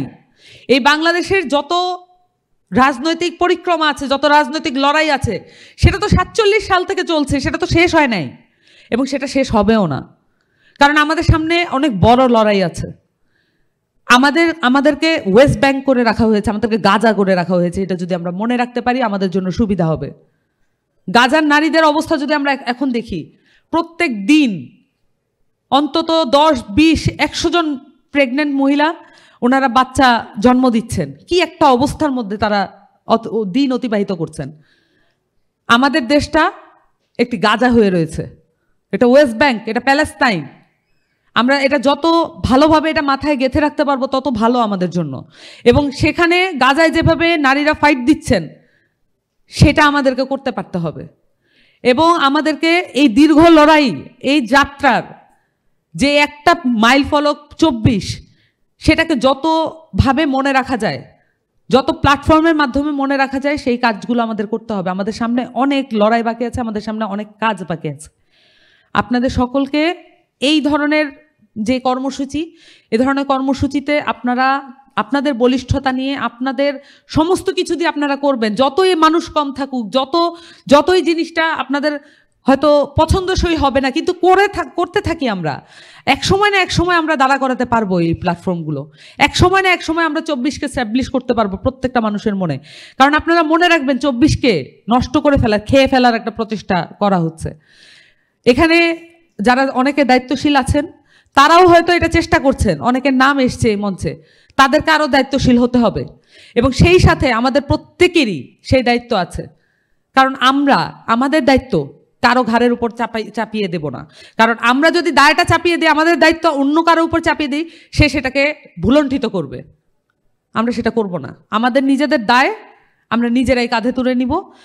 আমাদের যদি স্পিরিট থাকে, আমাদের যদি রেভলিউশনের আকাঙ্ক্ষা থাকে, আমাদের যদি এই অ্যাসপিরেশনটা থাকে, তাহলে এটাকে কন্টেইন করার দায়িত্ব আমাদেরই। নারীরা যেভাবে কাজ করছেন, যেভাবে সংগঠিত করেছেন, আমাদের নারায়ণগঞ্জ জেলায়ও দেখেছি আমরা, নারী সংগঠকরা এরকম নারী সমাবেশের আয়োজন করেছেন। আমাদের সেন্ট্রাল থেকে সেটা হয়েছে, নারী সংগঠকরা নারীদের প্রোগ্রাম আয়োজন করবে, এটাই যেন একটা নর্মস হয়। তাতে করে আমাদের এই নারীরা কমফোর্টেবল ফিল করবে। এবং তাদের যে হতাশা এসেছে, সামগ্রিক যে হতাশা এসেছে, এখানে নারীদেরকে গুরুত্ব দেওয়া হচ্ছে না, তারা নিজেদের কর্মক্ষেত্র এবং পেশা জীবনে ফিরে গেছেন, কেউ সংসারে ফিরে গেছেন। সংসারে গিয়েও রাজনীতির আলাপ করতে হবে, আমরা সেই স্পিরিটটা যাতে বহন করতে পারি, আমরা সেই চেষ্টাটা করব। আমাদের সেই চেষ্টাটা প্রয়োজন। আমাদের বিপ্লবটা প্রিম্যাচিওর অবস্থায় আছে, আমাদের বিপ্লবটা সম্পন্ন করতে হবে। যারা এখানে আছেন, যারা চিন্তা করছেন, যারা সংগঠিত করার চেষ্টা করছেন, তাদের প্রতি আমার অন্তঃস্থল থেকে আপনাদের প্রতি ধন্যবাদ জানাই। কারণ আপনারা যেটা করছেন সেটা সকলের হয়ে করছেন এবং সেটা আমাদেরকে পুনরুজ্জীবিত করবে। এই আপরাইজিংকে সঠিক পথে থাকার, সৎ থাকার জায়গাটা আপনারা দেখিয়ে দিচ্ছেন। সকলকে ধন্যবাদ।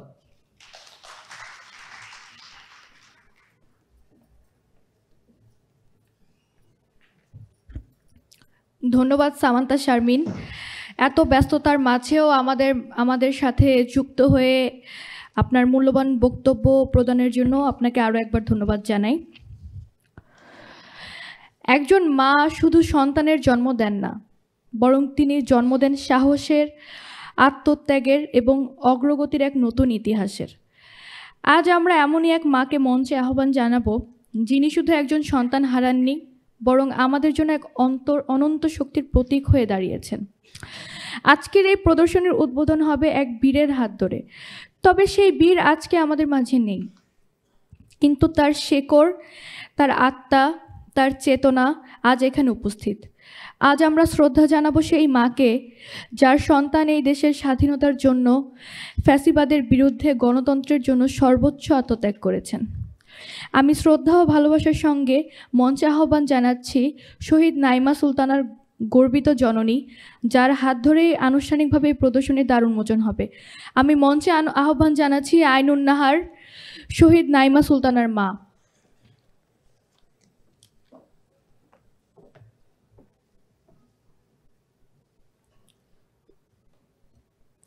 সকলকে আমার সালাম, আসসালামু আলাইকুম।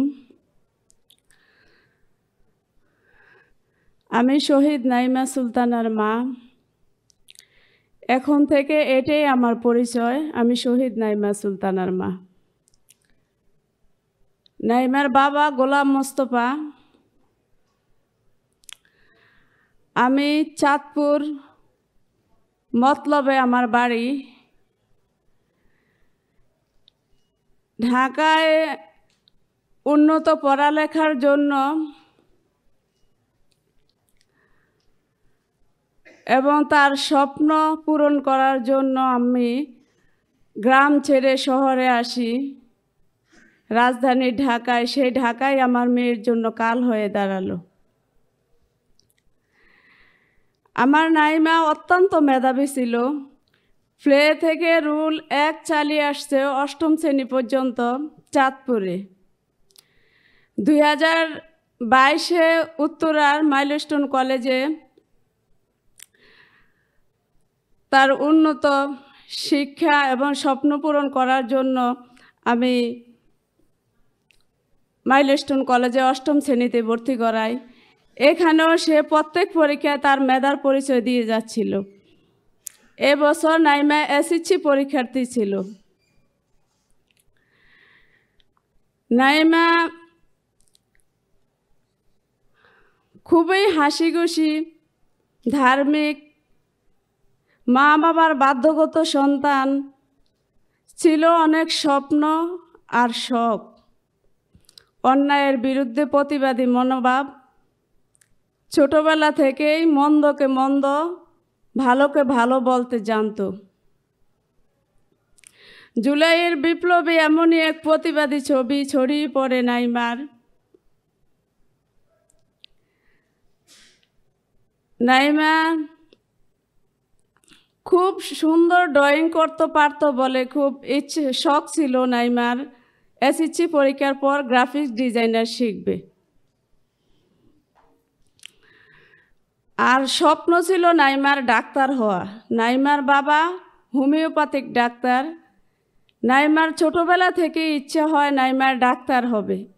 নাইমার বাবা হার্টের সমস্যা থাকায় নাইমার ইচ্ছা হয় নাইমার বড় হয়ে হৃদরোগ বিশেষজ্ঞ ডাক্তার হবে, নাইমার বাবার চিকিৎসা করবে এবং জনগণের সেবা করবে, দেশের জন্য গর্বের কারণ হবে।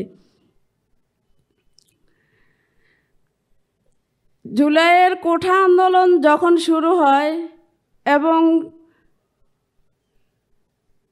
বৈষম্য বিরোধী আন্দোলন যখন শুরু হয়, প্রথম থেকেই নাইমা এর সমর্থন ছিলেন।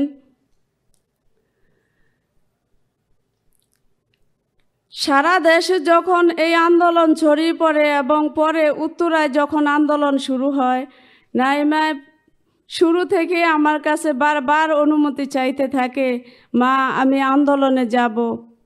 কিন্তু আমি তো মা, যেহেতু ওর বাবা আমার সাথে থাকে না, ওর বাবার ব্যবসা হচ্ছে গ্রামে, তাই আমি একজন আন্দোলনকারীর সমর্থন হয়েও আমার মেয়েকে আমি অনুমতি দেইনি। তারপরে নাইমা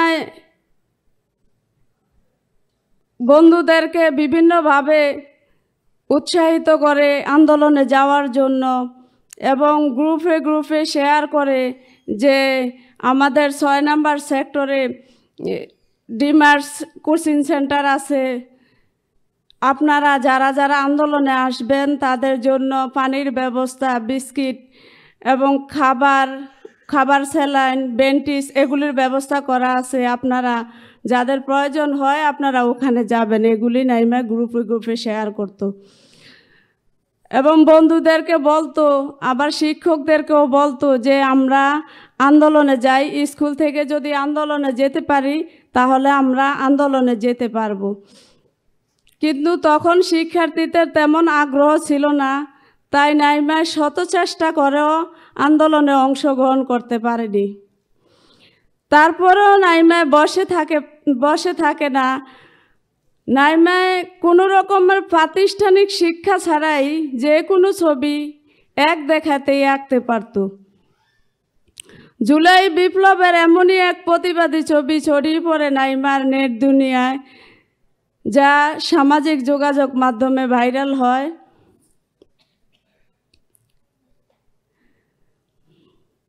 জুলাইয়ের সেই দিন 19 জুলাই শুক্রবার যখন উত্তরাতে আন্দোলন শুরু হয়,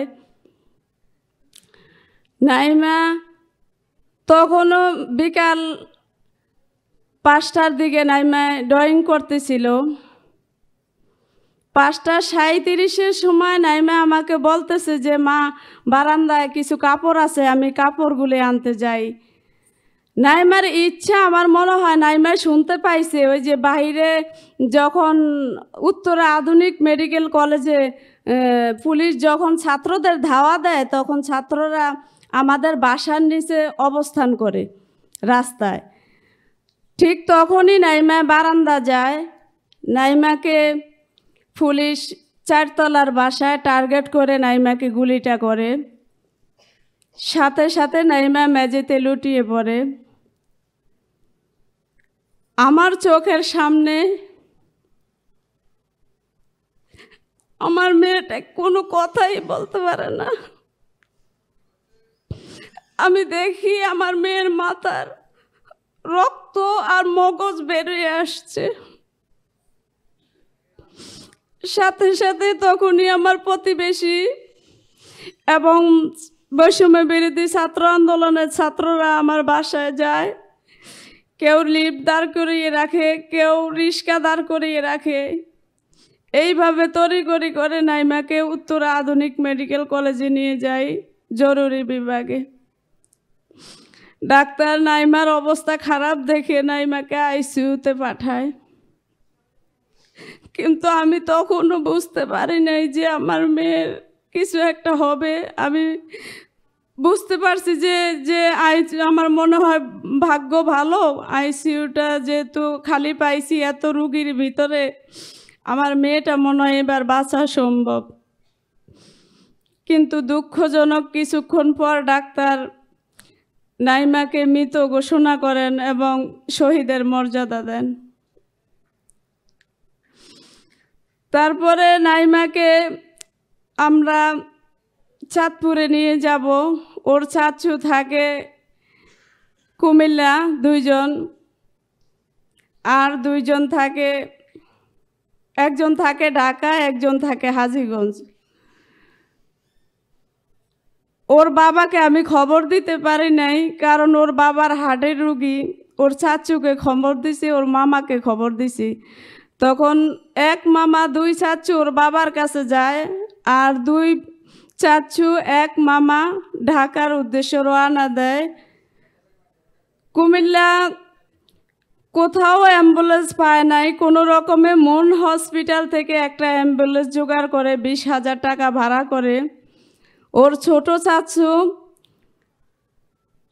আইসিইউর মুখে অক্সিজেন লাগিয়ে স্ট্রোকের রুগী সেজে স্ট্রোকের রুগীর কাগজপত্র সংগ্রহ করে এইভাবে করে ঢাকায় আসে। জায়গায় জায়গায় পুলিশ দাঁড় করায় আর দেখে আসলে সত্যি কি না, স্ট্রোকের রুগী কিনা এগুলি দেখছে। তারপরে এইভাবে আসছে, 5-6 জায়গায় ওদেরকে থামাইছে গাড়ি। নাইমাকে তারপর রাতের 10টার দিকে যখন ওরা আসে, আমরা নাইমাকে নিয়ে রওনা হই। ওই দিন রাত্রে 12টার দিকে কারফিউ দেয়।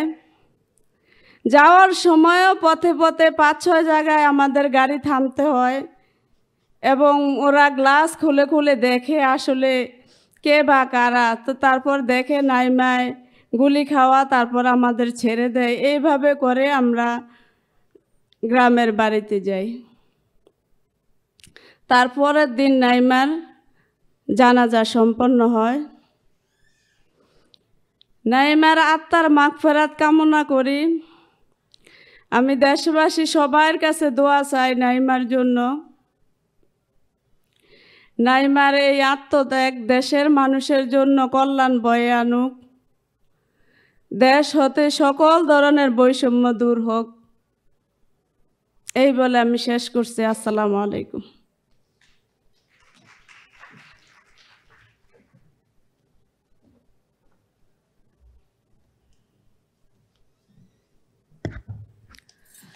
শ্রদ্ধেয় আইনুন নাহার মা, আমরা জানি না ঠিক কোন ভাষায় আপনাকে আমরা সান্ত্বনা দিতে পারবো।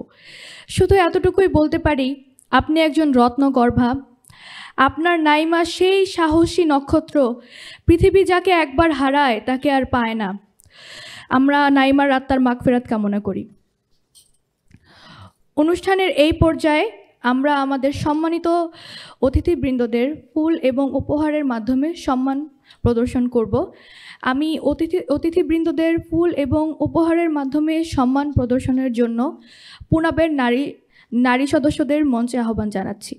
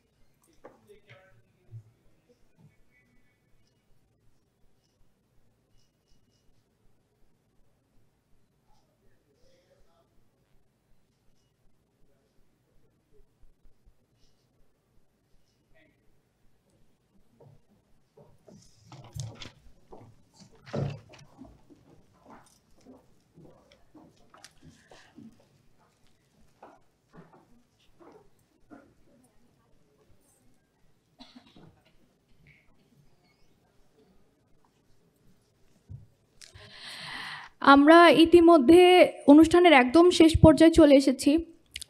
আমি আজকে এখানে উপস্থিত সকল নারী সদস্য, সকল নারীদের সহ আমি আরও গভীরভাবে শ্রদ্ধা জানাতে চাই আমাদের সেই সকল মাদেরকে, জুলাই আন্দোলনে যারা নিজেদের সন্তানকে দেশের স্বার্থে, জনগণের স্বার্থে রাজপথে বিলিয়ে দিয়েছেন। সেই সকল মায়েরা যারা আন্দোলনের সময় আমাদেরকে রাস্তাঘাটে পানি দিয়ে, খাবার দিয়ে, দোয়া করে বিভিন্নভাবে আমাদের পাশে থেকেছেন, আমাদেরকে সাহায্য করেছেন। আমি এমন একজন মাকে পেয়েছিলাম নাবিস্কোতে। আমি সাউথ ইস্ট ইউনিভার্সিটির স্টুডেন্ট। আমি নাবিস্কোতে এমন একজন মাকে পেয়েছিলাম যিনি আমাকে দেখে আমার মাথায় হাত দিয়ে দোয়া করেছিলেন যে জয়ী হয়ে ফিরো মা। আরও একজন মা 18 তারিখ ইস্ট ওয়েস্ট ইউনিভার্সিটি থেকে আমি যখন ইস্ট ওয়েস্ট ইউনিভার্সিটির সাথে অংশগ্রহণ করি এবং আমরা যখন মেরুল বাড্ডা পৌঁছাই এবং পুলিশ আমাদের ওপর টিয়ার গ্যাস নিক্ষেপ করে, তখন একজন মা দৌড়ে এসে আমাকে টুথপেস্ট মেখে দেয় আমার গালে, তারপর আমাকে পানি খাওয়ায় যে তুমি সুস্থ আছো কিনা। তিনি আমাকে সেদিন যেভাবে টেক কেয়ার করেছিলেন আমি সেটা কখনো ভুলবো না। সেই মায়ের সাথে আমার এরপর আর কখনো দেখা হয়নি। আমি তাকে যদি কোনো দিন পাই তার পা ছুঁয়ে সালাম করব। সেই মুহূর্তে আমি সেটা পারিনি, কিন্তু আমি যদি কখনো তার দেখা পাই তার পা ছুঁয়ে সালাম করব। আমাদের সেই সকল মায়েরা যদি এইভাবে আমাদের পাশে না থাকতেন, আমি মনে করি না এত সহজে আমাদের এই বিজয় আসতো।